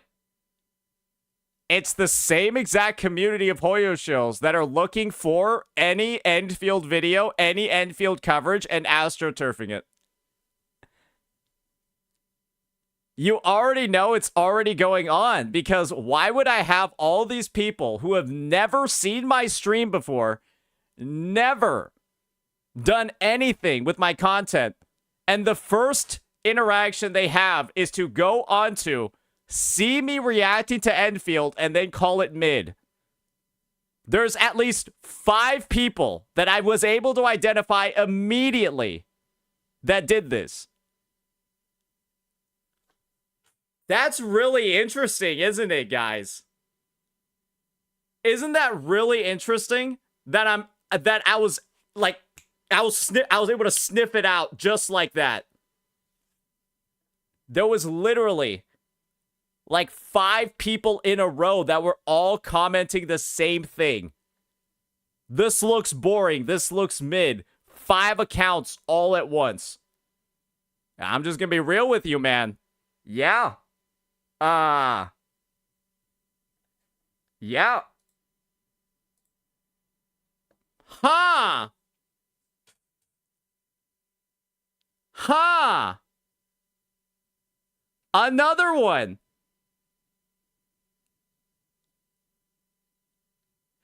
Why is it that there's this many people who have never seen a single one of my streams before, but because I have Endfield in the title and Ananta in the title, we got a bunch of people all sending like 5 messages, all talking shit about the games. Huh.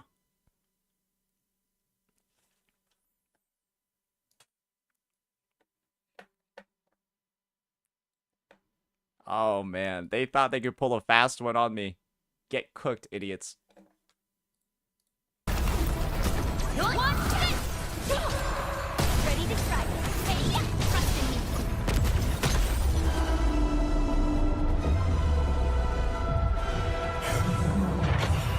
One thing I would really like to see is some sort of like either break bar I think they do maybe have a break bar mechanic, but like some way to like parry this guy's attacks. You know, maybe like when he's doing like his big arm attack and shit like that, there's some sort of way to like weaken it or break it or like, you know, have some sort of like offensive counter. Something like that. But I mean, this is like a really big boss. Like surely they don't just put him in the tutorial and that's it. Oh, he get the sword?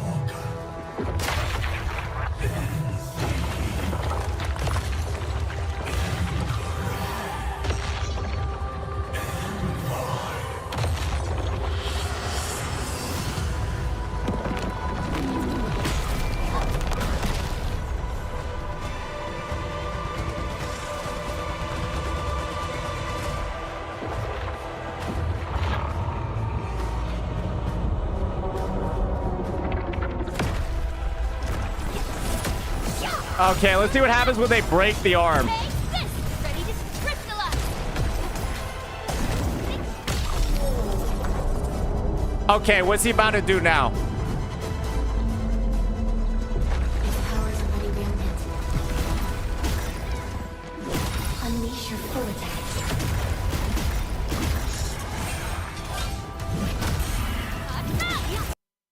I get it now. I see why the ultimate animations are a little bit not as long or a little bit shorter or maybe not as like visually flared because you can activate ultimates on your teammates while off field. So it's like if you were controlling the administrator, for example, right? And then you wanted to activate another character's ultimate, you probably wouldn't want a long ass animation and distracting visuals from the other character when you're not currently controlling them. That makes sense to me.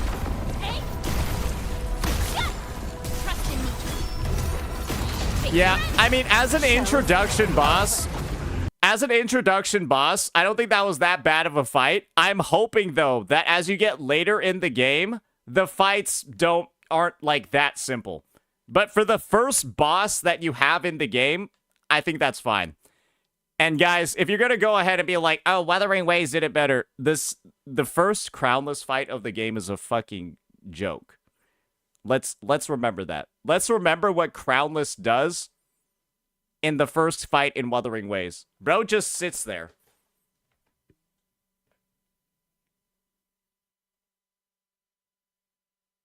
He just looks at you.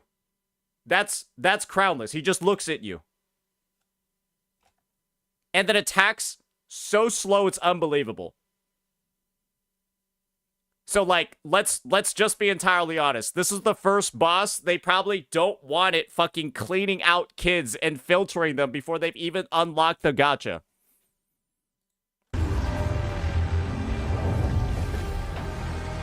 Alright, what's this big-ass forehead-looking freak about to do now?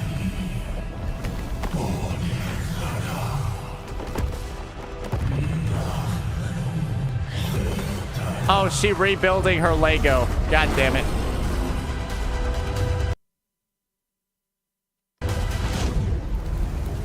Alright, now bro's aura farming. You must stop that countdown. Death is nearing the shore. I'm not gonna lie, this is like a pretty crazy moment. Like, this is kind of tense. I'm gonna be real with you. Like, bro, I think we're cooked. I don't think we're gonna break all the swords in time.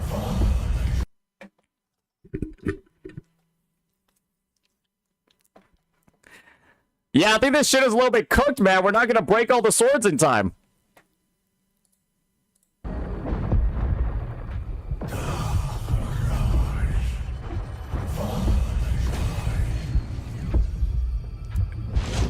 Uh-oh. Oh, that's not good. Uh-oh. Okay.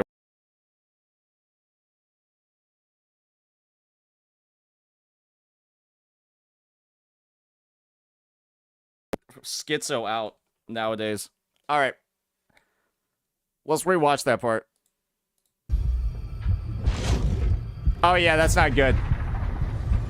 Yeah, we failed.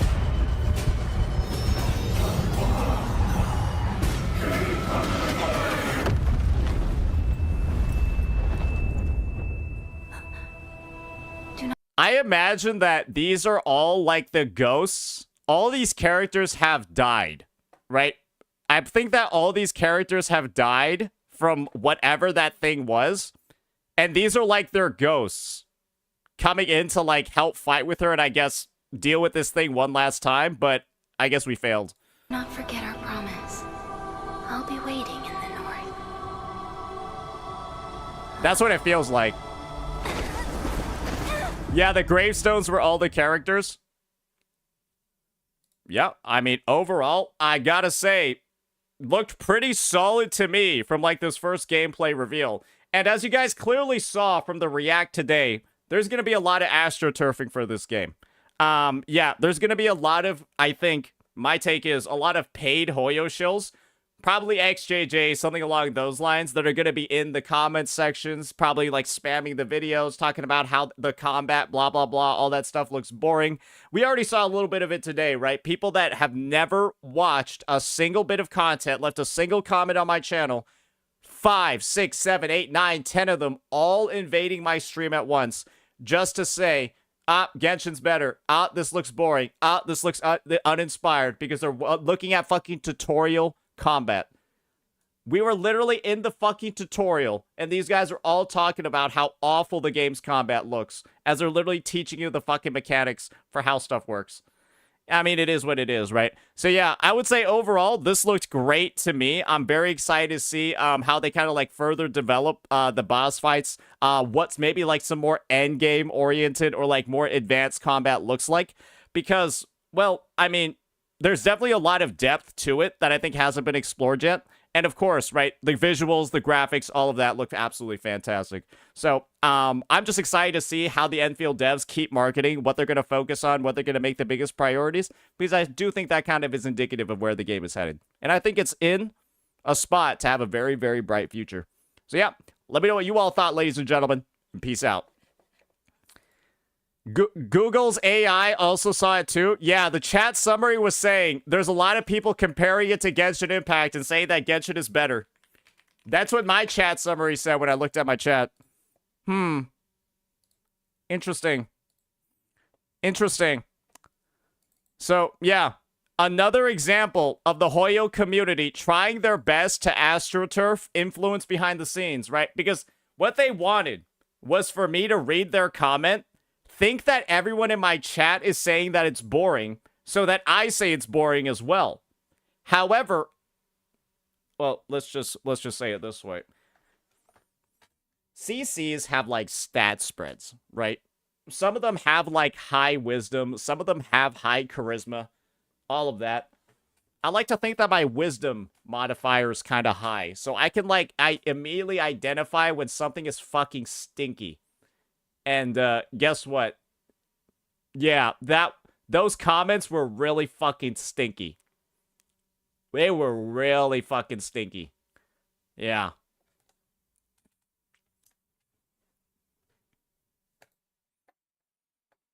We sure didn't put any points into empathy. Go fuck yourself. All right. All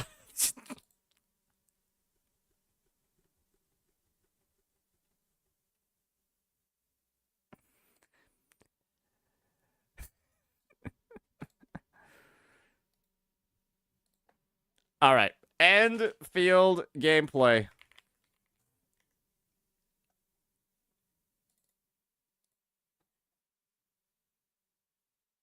It'll be great, man. Because this is the thing. The awesome part about Hoyo shills being this awful of a community is the fact that I will now be able to farm Hoyo shills doing dumb shit in Wuwa, but I'll also be able to farm them doing dumb shit in Endfield too.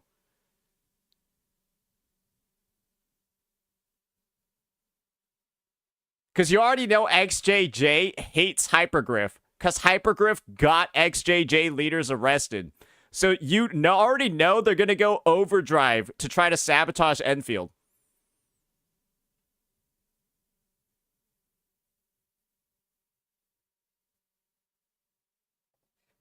You already know. You already know. Hoyo shills don't go after Ananta too. I think Ananta...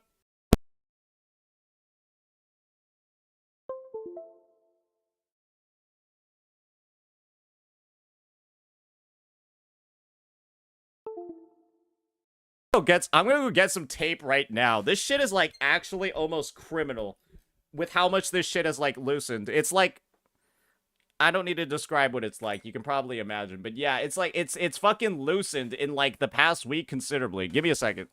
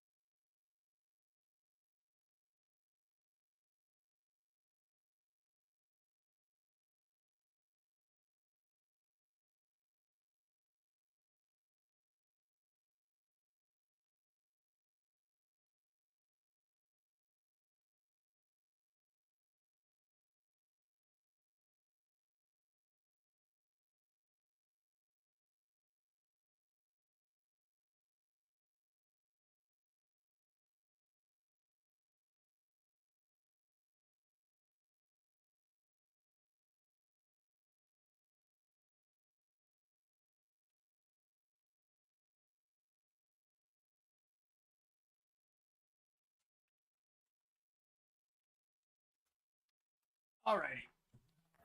Let's check this out. I found it. I found it. There we go. Alright. This should solve my issues quite well. Okay, hopefully this works. Alright. It's fixed.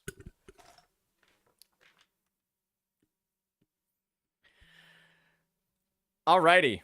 So, we're done with this react. One thing I do want to do is actually pull up, though, what we were just looking at.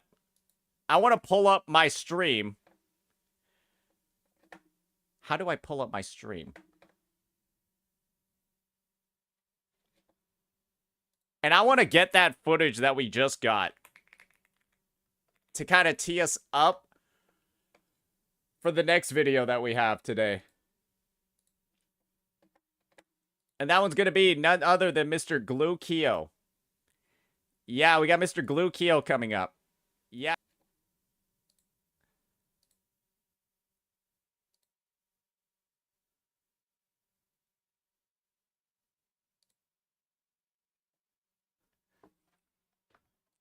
All right, perfect. Let's get that one going. All righty.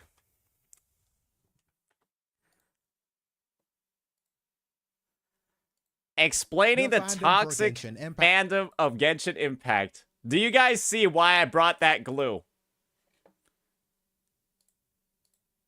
Do you guys see why I have that glue prepared? Oh yeah. Oh yeah, bucko. Oh yeah. Don't worry, I got some other stuff for us to take a look at as well. We got the repository ready to go. Where is it? Where is it? Yeah, we got that one. All right.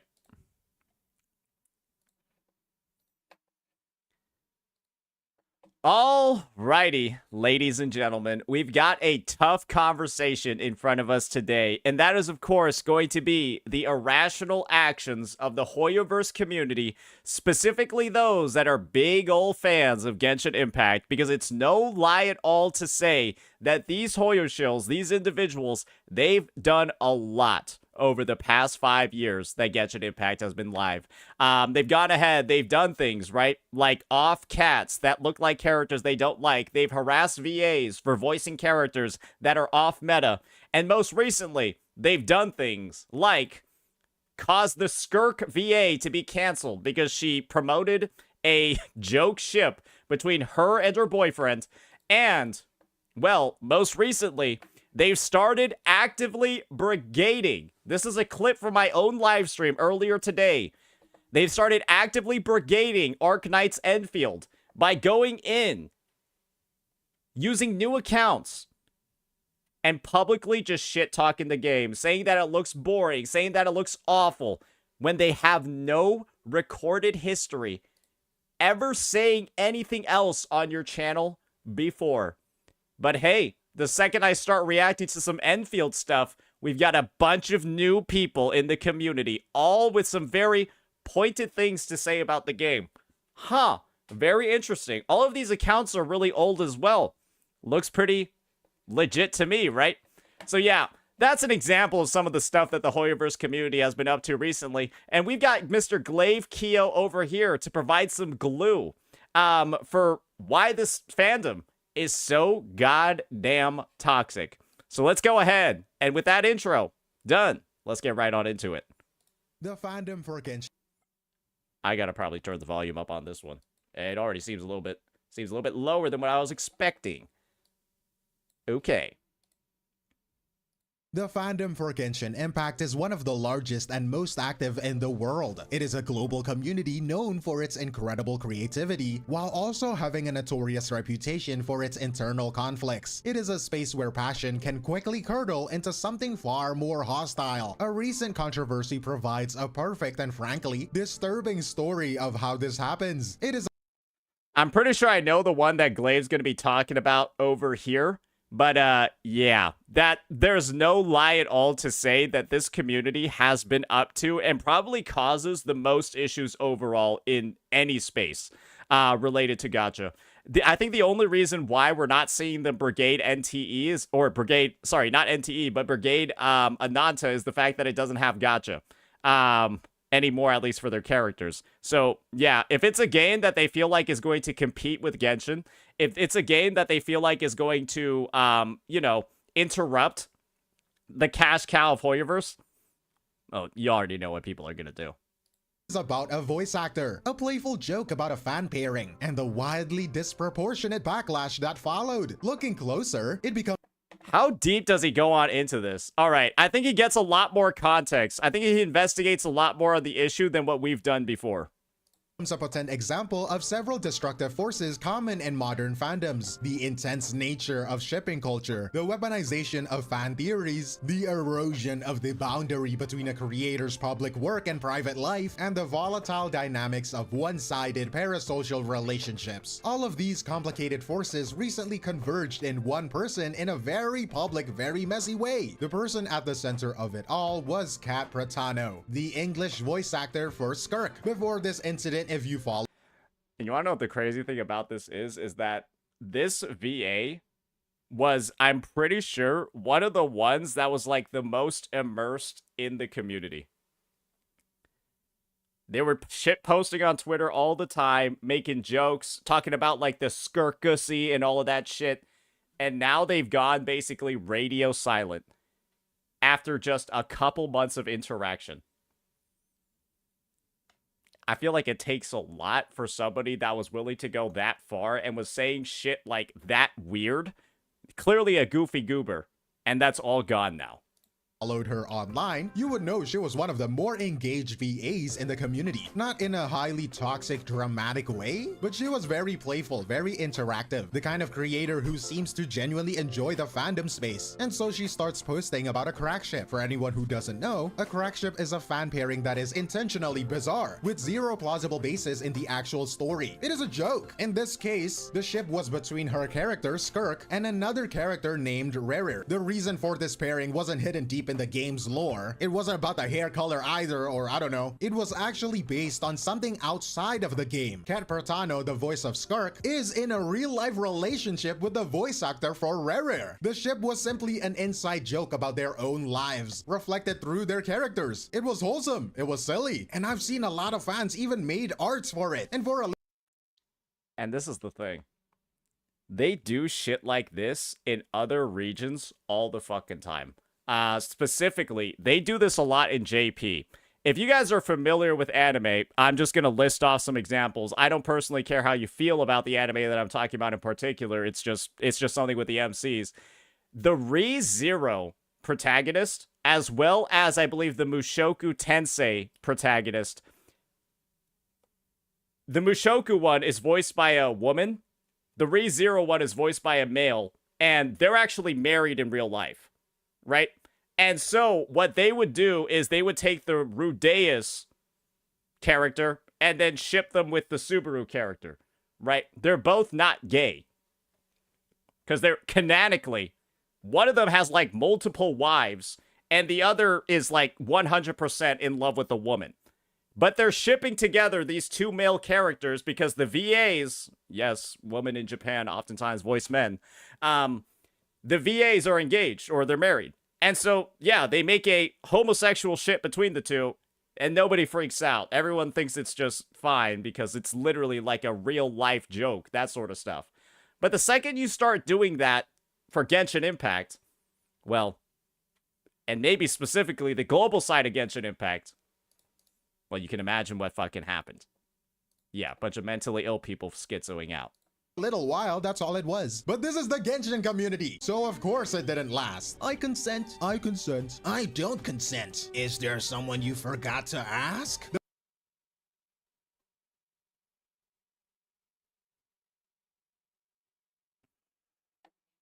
This is basically the Hoyo Show community.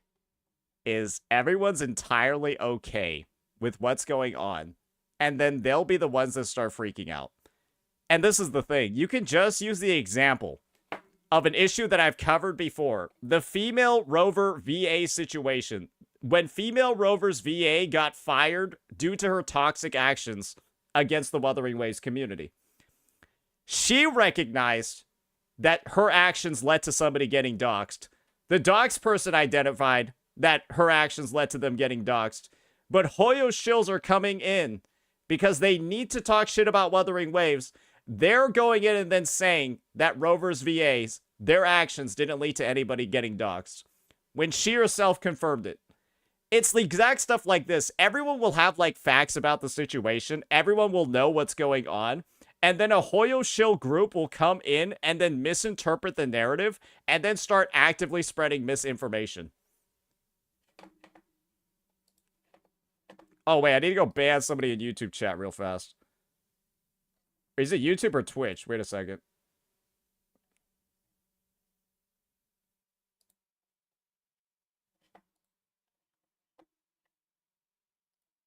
Let me go see here. 1 second. Y'all say I don't read chat, but the thing is, I do, guys. I do. Go see here.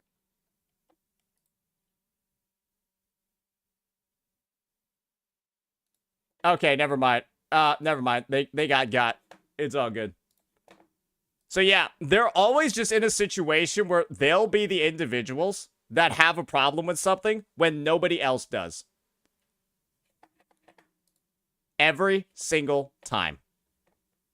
And this is just another example. The backlash that began to form wasn't a simple disapproval, it was a full-blown campaign of moral panic. This is when a group becomes convicted that some perceived evil is threatening the community, and they react with disproportionate hostility. The central accusation they settled on was that the ship was analogous to grooming. The justification for this was a journey, to say the least. I'm glad that Glaive actually went into the nitty-gritty of what the complaints were about, because I didn't do that in my video. Yeah, I didn't get right on into what all the actual, like, accusations were about, because I knew they were bullshit. I knew they were stupid. And now that I'm hearing about them, brother, what do you mean grooming? The argument, constructed by the most dedicated lore enthusiasts, went like this. Skirk's master is a character named Sertologi, one of the— Bro actually did the research to verify why these claims were stupid. sinners from a fallen nation. The character Rarer is also a sinner, which they argued makes him a peer of Skirk's master, Sertologi. And since Skirk was trained from a young age, any romantic relationship with a peer of her master would be predatory. Bro, does it matter when they're all like 10 million years old? Like, does it matter when one of them is 100 million years old and the other one's only 99?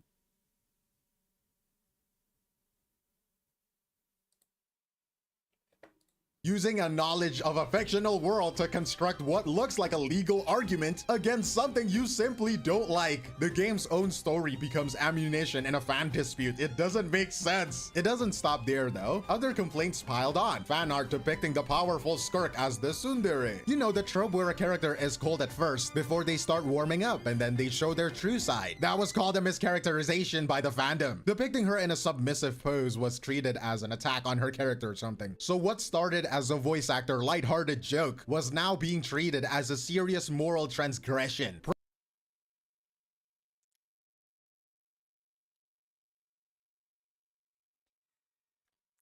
I'll just repeat a statement that I frequently made when it comes to the Genshin Impact Hoyoverse community.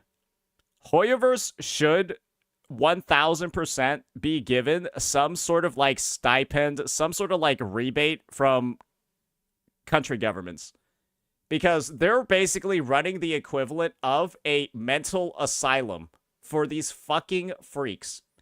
Because you know for certain, if these guys didn't have Genshin Impact to occupy them for 10 out of the 24 hours of the day, they would be outside committing crimes. Sorry, they wouldn't go outside, but they would probably go online and just go commit crimes. Oh, wait, they already do that. Never mind, they would commit more crimes than they already do at the present. So, in a lot of ways, Hoyoverse is literally performing like a public service that should be done by the government to like quarantine these individuals from the general populace. Because they are fucking freaks, man. Prosecuted with the game's most obscure lore as legal text. And those accusations, they were aimed directly at a real person who would eventually be forced to respond. In a series of posts on her X account, You took one of the most dedicated community-involved VAs for your game and basically painted them as, like, adjacent to a PDF. Because they wanted to have a fun little interaction with their partner in real life. That is what the grooming accusation essentially means. Bertano addressed the situation. Her first tweet was a direct attempt to de-escalate. They called her the Epstein of Genshin.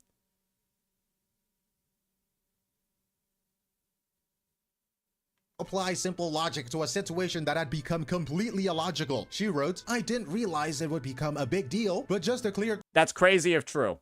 things up, it is a crack ship for funsies." She then explicitly addressed the most severe claims. "I didn't mean to insinuate any kind of grooming or mischaracterization of Skirk. It is a clear, straightforward statement. An attempt to remind everyone the foundation of this drama was a joke." In the follow-up, you can see her having to explain the very human motivation behind it. She says, "It was purely me being silly and in love and enjoying something with my partner while being appreciative of fan work. I was never serious, I promise." Now here, the dynamic becomes particularly grim. The very things that made her an engaging figure.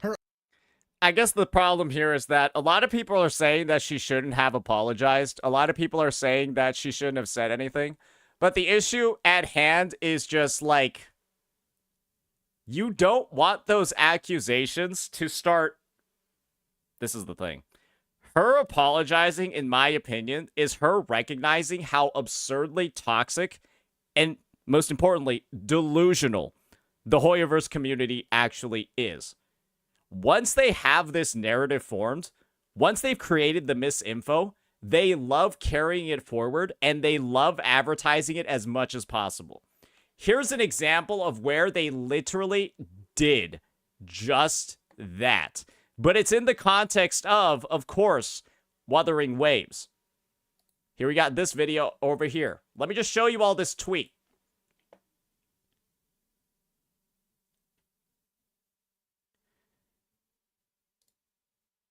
You got people going ahead and openly just saying that the Wuthering Waves community harassed a Zenless Zone Zero voice actor, when the only people harassing the Zenless Zone Zero voice actor were Zenless Zone Zero players themselves. And, like, you're seeing that this post either is getting, like, botted, or it's just actually getting, like, just licked up and absorbed by this delusional community. But they're just openly lying, spreading misinfo, and allowing it to just ferment like this constantly in so many situations. And the thing is that her addressing this openly, being this apologetic about it, is one way to prevent this sort of bullshit from happening. Where somebody is then going to just make the claim, right, that, like, Capritano, Skirk's VA, actually is, like, I don't know, like, doing this with other characters. Oh, did you guys see what she said about, I don't know, like, Kachina or some shit? And then they, like, take some quote, they, like, make some shit up. Who fucking knows? But it could just immediately turn into something much worse, because you know that this community just will openly lie for fun, as long as it's something that fits whatever flavor of the month narrative they have active at the moment. And the flavor of the month narrative during this time was Capritano is a groomer, which is obviously bullshit, but that's what they were going with. And I'm not gonna lie, that's a pretty fucking rough accusation to deal with out of the fucking blue for somebody that's this involved in social media. So I'm pretty sure it was just like a full frontal defense to just get that shit taken care of right away. Because you already know how the mentally ill are gonna spin it if she didn't respond like that. Her openness about her life, her relationship, her previously discussed But it's bullshit that she had to even apologize for it in the first place. I agree with you. But that's the thing. When you work with the Hoyoverse community, when you work with Genshin Impact, when you're a VA for that game, and you openly engage with the community, part of it is knowing what you're getting yourself into. You are playing with fire, literally, by even attempting to interact with this community. Struggles with anxiety were the exact vulnerabilities that were targeted. The personal connection she built was twisted into ammunition to be used against her. This all leads to the inevitable conclusion of stories like this. Her final tweet in the thread reads, "I realize I should be more professional and represent my work better, so I will likely be stepping away from Twitter for a bit. It is important." Who wins here? You had a VA that was improving the community, helping people get along, you know, adding a lot of flair, adding a lot of style, all that stuff to the engagement. And now you went ahead because the Hoyo shills just wanted to get mad about literally nothing because they are sad, sad individuals that have, you can just tell, getting mad about that inherently means you have nothing going on in your life. And so you're just trying to displace as much of your unhappiness as possible and then place it onto other people. That's what these individuals are doing. And so they've gotten their daily dose of bullshit out of the way. They fuck someone else over. They're just going to move on to the next thing. They're probably going to make up more rumors about Wuthering Waves that just aren't true. And now Kat Pratano isn't going to post on Twitter anymore. Who won in this situation? Nobody. Everybody is a loser here. And that's the craziest part about this situation. Nobody benefited from this, but these guys just wanted to do it. To understand what this statement really is. It isn't an admission of genuine wrongdoing. It is a surrender. She gave up on y'all, bruh. It is a result of where engaging with the community has become too high of a price to pay. It is the chilling effect in action. A creator celebrated for being personal is now forced back into a distant, professional box, punished for the very interaction a fandom supposedly craves. Her stepping back is the logical outcome when a creator's personal life becomes a battleground for fictional disputes, which leaves us with a much bigger question. What is it about the culture of this fandom that allows something so absurd to escalate to this point? This is what I'm really interested to hear about. And to understand that, you have to look at the foundation of how Genshin Impact is designed, not just as a game, but as a product. If you don't know already, Genshin is a gacha game, and a core part of that business model is getting players to spend money on a wide variety of characters. To do that, the developers need as many players as possible to feel a personal connection to as many characters as possible. This is my take. If you do this,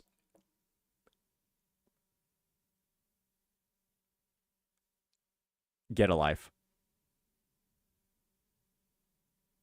I'm just being entirely honest.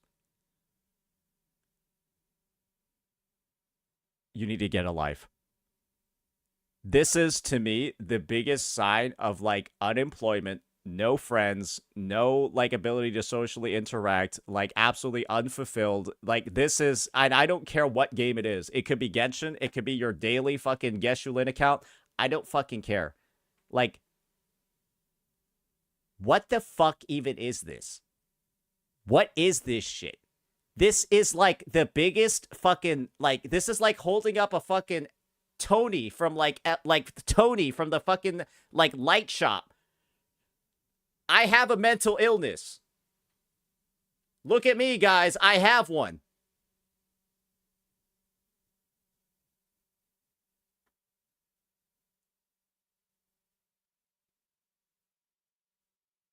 You couldn't waterboard. If I had one of these, you couldn't waterboard information like that out of me. This is it's just like fucking embarrassing. Characters as possible. The easiest way to ensure that is to make every playable character remain more or less romantically available to the player's imagination. So Hoyoverse almost never confirms official romantic relationships. In this case, it is a void where no fan pairing or ship is officially real. You might think this would lead to a peaceful let everyone enjoy what they want attitude, but in practice, it often does the exact opposite, fostering a fierce market-like competition for narrative real estate. They are all fighting for their ship to be seen seen as the most dominant or correct one. They're so focused on the relationships that fictional characters have because they do not have any in real fucking life to pay any attention to. That's really just fucking it. It's like they're using their it's. Do you want that? Like, when you think about it, they're literally using their imagination as an escape to cope, or as an escape from reality. That's like, to a certain degree, that's not particularly healthy. That's like, that's literally delusional. This isn't unique to Genshin either, though. We have seen similar extreme reaction in other Hoyoverse titles, like the backlash to a male and female character simply interacting in a Honkai Star Rail trailer. The primary way they fight for this territory is by treating their personal... They sent, basically, death threats to the Honkai Star Rail lead writer because the gender-fluid MC, by the way, who can be both male and female, held hands with the female character. The gender-fluid MC held the hand of a female character, and they started sending death threats to the main writer of HSR. Interpretations as undeniable fact. In fandom, we have the term headcanon, right? Your personal version of the story that lives in your head. It's supposed to be fun, creative exercise in this highly competitive environment. However, headcanon can stop being a personal interpretation and become a set of beliefs treated as absolutely unquestionably true. This is where the enforcers come in. The fans who see themselves as the guardians of this argument, of this headcanon ship. They don't just share their interpretations. They aggressively police the fan content of others. This is why I like Wuthering Waves' integration of relationships. When everybody just likes the MC, loves the MC, there's no question about it. Because you can just be like, you don't have to worry about this weird fucking shit where it's like, well, actually, Raiden Mai wouldn't like the Traveler like that because she's a lesbian and likes Yae Miko. And so you're not allowed to. It's just like, oh, okay, they like the Rover, cool. Who's your Rover? It's male Rover, cool. Who's your Rover? Female Rover. Okay, that's cool too. All right, we're cool. It's like, it actually prevents so much of this just retarded discussion that goes on in all these other game communities. Oh, yeah, actually, it's like Fei Zhao and Mosey isn't, like, canon. Actually, Robin's a lesbian for Rappa. Or, geez, like, oh my fucking god, bro. When they start shipping a playable character with another playable character, that's how you know the discussion is absolutely cooked. Attacking an artist for drawing a character in a relationship they disapprove of, or with a personality that contradicts their specific headcanon. Oh, but this character is gay. Oh, but this character likes women. Oh. All of this is amplified by social media echo chambers, where they can find hundreds of others who believe the exact same thing, reinforcing the idea that their opinion is the only correct one. So this is the environment, a void left by the game, filled by factions aggressively defending their version of the truth. That still doesn't explain the sheer intensity, why a fictional disagreement can feel like a profound personal betrayal. And for that, we need to look at the psychology behind the screen. And that's Glaive is absolutely spitting over here, by the way. We kind of did end up saying the same thing because he did the funny voice as well. But yeah, he's spitting it over here. I could confirm. Wink. Psychology often revolves around what is called a parasocial relationship. Well, let me explain. A parasocial relationship is the one-sided bond you feel with someone in the media. You feel like you know them, but they don't know you. For a long time, this was a distant thing, like with a movie star on screen, or with Pokimane or something like that. Social media has fundamentally changed all of this. Creators and voice actors like Kat Pratano are accessible. They are on Twitter, and they reply to fans. They like the fan art, they repost it. They share details about their lives, all of which cultivates a powerful illusion of intimacy. It no longer feels like a distant star. It feels like a real two-way friendship. For most people, this is harmless. There's actually a reason why I try not to engage too much with my viewers off stream. Part of it is because I don't want it to get fucking weird. Like, I know a lot of streamers end up making it kind of weird where they like share a bunch about like their fucking life like all the fucking time. And then it's like, okay, it's like, but you don't actually know me like that and stuff like that. I like keeping a relatively fair amount of space. I like to keep a relative fair amount of space, keep it clean, keep it, keep it safe for work, that sort of stuff. Yeah, it's just when people start talking and, like, posting all this weird shit on, like, Twitter or just, like, getting, like, revealing way too much about, like, their personal life or, like, personal troubles, I'm like, guys, like, this is your job. This is your job. You do this to keep the lights on. You do this to pay your internet bill. You do this to pay your electricity bill, to put food on the table, all of this. It's like, I don't know, if I was working at a fucking gas station, would the person that I'm selling Doritos to give a fuck that, like, I was, I had, like, this sort of thing going on? And the answer is, like, probably not. And, like, I know content creation is not necessarily, like, a one-to-one to working at a gas station, but part of it is just, like, well, you don't really want your personal life affecting your work too much. That's a pretty... I feel like that's a line a lot of people cross way too often, and they don't end up seeing the consequences in advance. And I think a good part of it is due to the fact that a lot of content creators haven't had a prior career before, right? They have not had the experience of, like, working at, like, an office job, working at, like, like an actual professional environment. And I think that results in a lot of people making some pretty dumb decisions. So, yeah. There's space for a reason, guys. It's not because I hate you. For a small, highly invested minority, that feeling of affection can curdle into a sense of ownership. They've invested so much emotional energy to this friendship that they begin to feel that they have a say in how their friend should behave. When that creator, their friend, violates their unwritten rules by supporting the wrong ship, it isn't just a simple disagreement. It is experienced as a profound personal betrayal. The harassment that follows is what you could call parasocial punishment. And that's one thing that I'm actively trying to avoid as well. Oh, I need to make sure that Sate is on my side for this one. Oh, if Sate does agree with me, this is going to be the worst thing ever. It's just random anger that would make more sense, but it is an actual attempt to... Get Sate on the phone. What does he think about this? Guys, there's oftentimes a lot of times where people, like, link something to me and I'm just like, I don't really care. Yeah, I'm good. I don't care enough about this. Because, like, literally, I don't.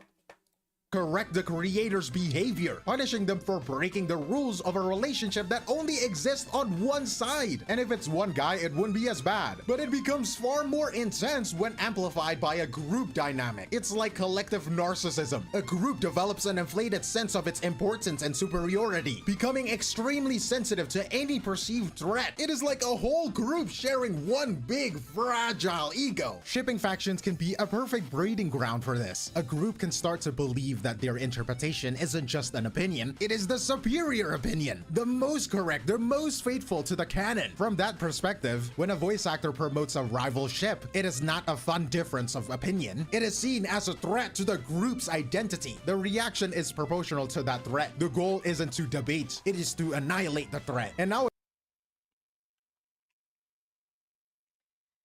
this is the thing. Do you ever see this type of, like, crazy emotional response in any situation within Wuthering Waves? The answer is no. Literally, I have not seen a single drama of the game regarding, like, ships. Because, well, it's just everyone ships people with Rover, and then that's pretty much it. That's the end of the discussion. And then if people do other stuff, nobody cares. Literally, I have never seen anybody care about anything. And I think the only ship in-game that's gotten shit, and rightfully so, is like some fucking weirdo trying to, like, create some ship between, I think, like, Encore and Alto. I think that's the only one that got, like, publicly shit-talked. For good fucking reason. nowadays, often by making it seem morally sick, as with the grooming accusations, so it can be dismissed entirely. There is also a simpler, more direct motivation. For some individuals who may feel a lack of power or control in their own lives, forcing a public figure to bend to their will is a tangible win. It is a way to bring others down, which can feel powerful. Oh, and one thing that I love doing, by the way, guys, is ensuring that these Hoyo shills, because they've gone after me multiple times, right? They've gone after me multiple times. That's why I have this video over here titled, I'm sorry, regarding the female rover situation. Because these guys love the opportunity, right? And once again, I'll reflect back to what I said before.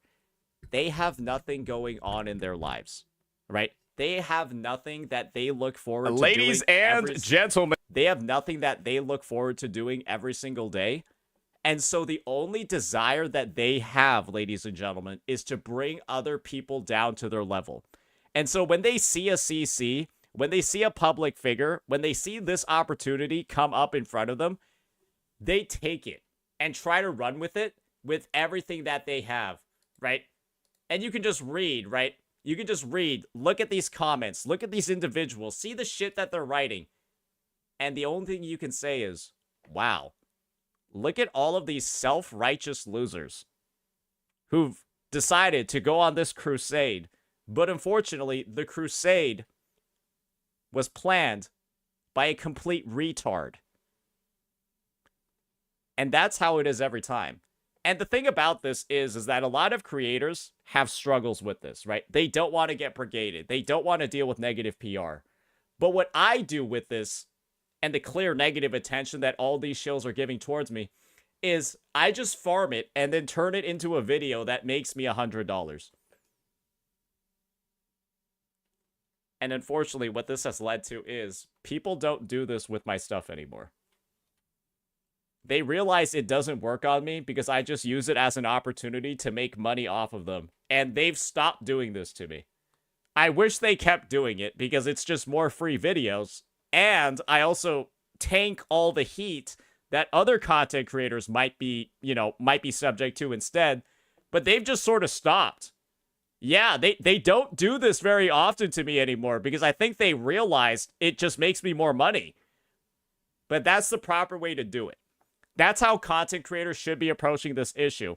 And unfortunately, right, with Skirk's VA, she had an amazing opportunity to farm the fuck out of it as well, make fun of these fucking freaks, but she is actually a professional, right? She is employed by Hoyoverse. She's employed by all of these big name companies. I don't have those restrictions. So I can say whatever I want when it comes to this sort of stuff, and it's awesome, right? I have the freedom to do that, but a lot of people don't. So that's the unfortunate part. But this also means that with my freedom, I can shine a light on how these dynamics work as somebody that's been on the receiving end. Dysfunctional motivator. So when you combine an individual's sense of parasocial betrayal with a group's narcissistic rage, you get the perfect storm for this kind of harassment. Understanding this is the engine driving the conflict is the first step toward figuring out what fundamental truths have been lost along the way. And those truths are fundamentally quite simple. They are the basic distinctions that get lost in the heat of these online warfare. First, and this should be the most obvious one, voice actors are not their characters. Yes. Some people don't know that. They are professional performance hired to do a job. Kat Pratano is a person with their own life, relationships, and opinions. She is not Skirk. Her personal life does not and cannot dictate the fictional canon of the game. Second, your personal interpretation of the story. And this is the thing. She's not just not Skirk. She's also only one of the 4 voices that Skirk has. She's one of the 4 different voice actors that does Skirk. Is not the official story. Your headcanon is not canon. Sure, it is a huge and creative part of the fandom, and that's great, but it is not a set of laws to be enforced. The moment you treat your personal interpretations like an unchallengeable dogma, you have missed the entire point. The unfortunate part is that Glaive is preaching here, right? Nobody can say that Glaive is wrong. But the thing is, the words that Glaive are saying those are words that anybody above the mental age of 10 should already understand. But it's being explained here like it's new information, because clearly the target audience is a bunch of maldeveloped freaks who, I'm just gonna be honest, 500 years ago would have been kicked out of the village. They would have been exiled. They'd be excommunicated because they're just not fit for regular human society. And finally, and most importantly, this discourse is not happening in a void. These are not just words thrown at a screen name. A real person is on the other side of that screen. I'm telling you guys, it's, obviously, life was a lot worse back in the day. But one thing that a modern society has undeniably done is it's allowed individuals who would have literally been filtered naturally to carry on with their lives.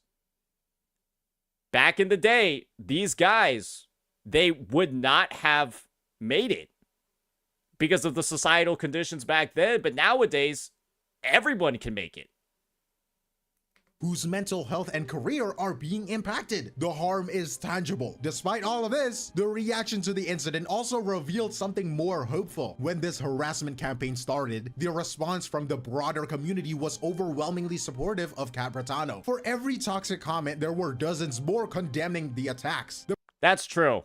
This is one thing that the more well-reasoned parts of the Genshin Hoyo community rallied around.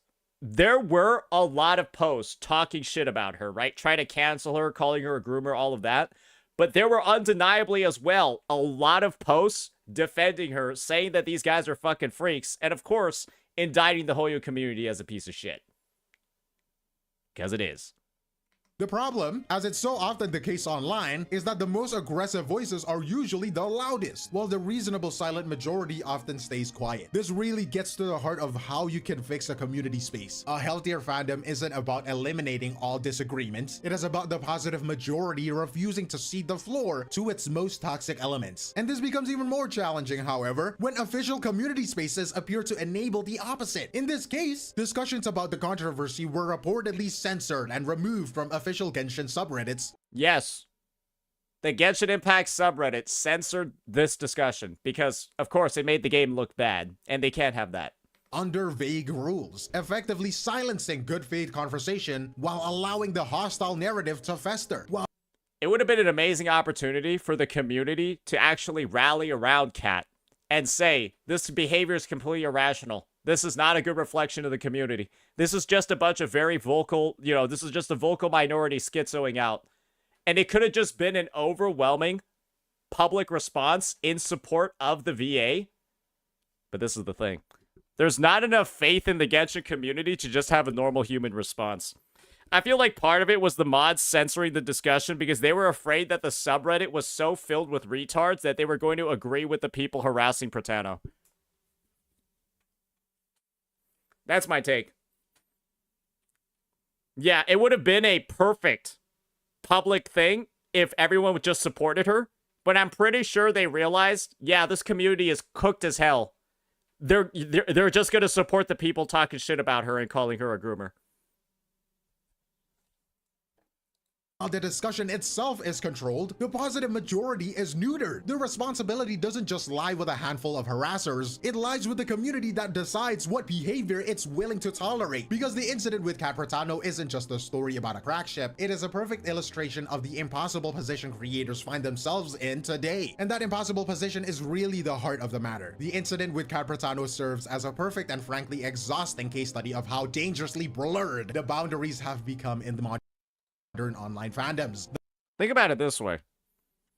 If the Wuwa community was even half as bad as the Genshin one, there would have been death threats sent to, like, the Yang Yang VA and the female Rover VA. No doubt at all. Like, if it was even close to as bad, there would have been some crazy shit getting sent out. Like, people getting, like, fucking brigaded, like, pipe bombs sent in the fucking mail. All everyone did was just make funny memes out of it. Yeah, that's what the Wuwa community... We made funny memes out of it. They make jokes, call her Yap Yap. All that shit. She posts a photo online and people calling her a groom. She make a joke about her IRL boyfriend in game. And then people calling her a groomer. After months of interacting with the community at a super genuine level. This would be like the Cartithia VA getting harassed after all she's done to engage with the community.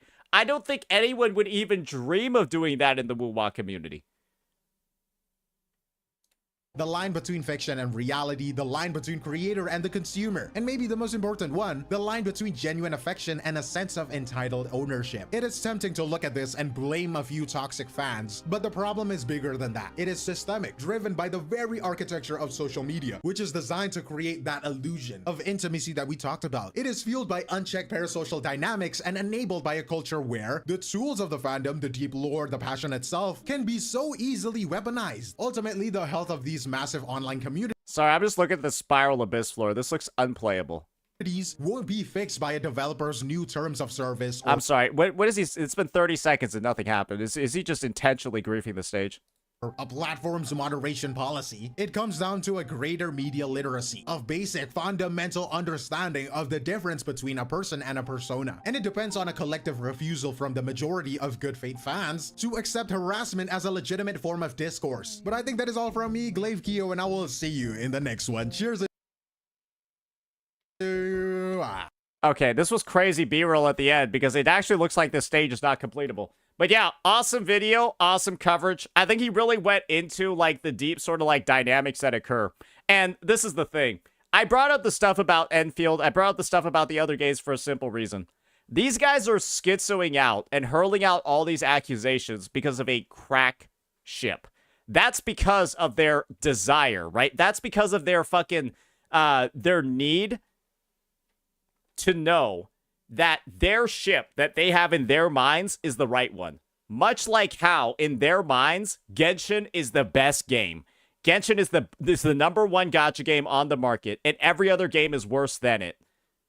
If they're going to go ahead and start spreading lies and misinfo about a VA being a groomer over a ship that they don't agree with, well, is it very surprising that this is the shit that they're going to do?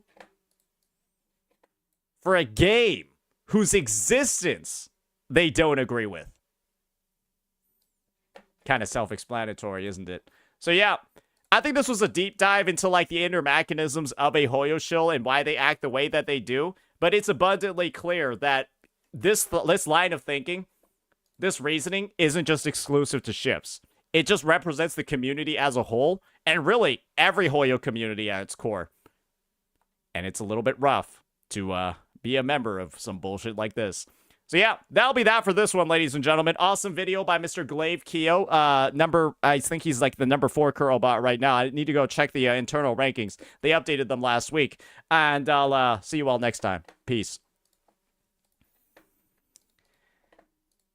Alrighty. That's looking pretty good.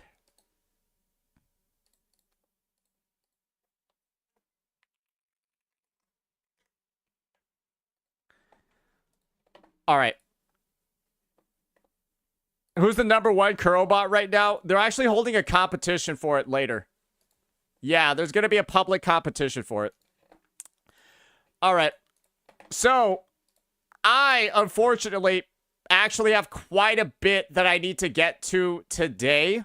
So, I do think I'm going to be ending stream a little bit early because we got the live stream tomorrow. We got a lot of stuff that we need to get right on into. So, yeah, that's going to be a bit of a rough one.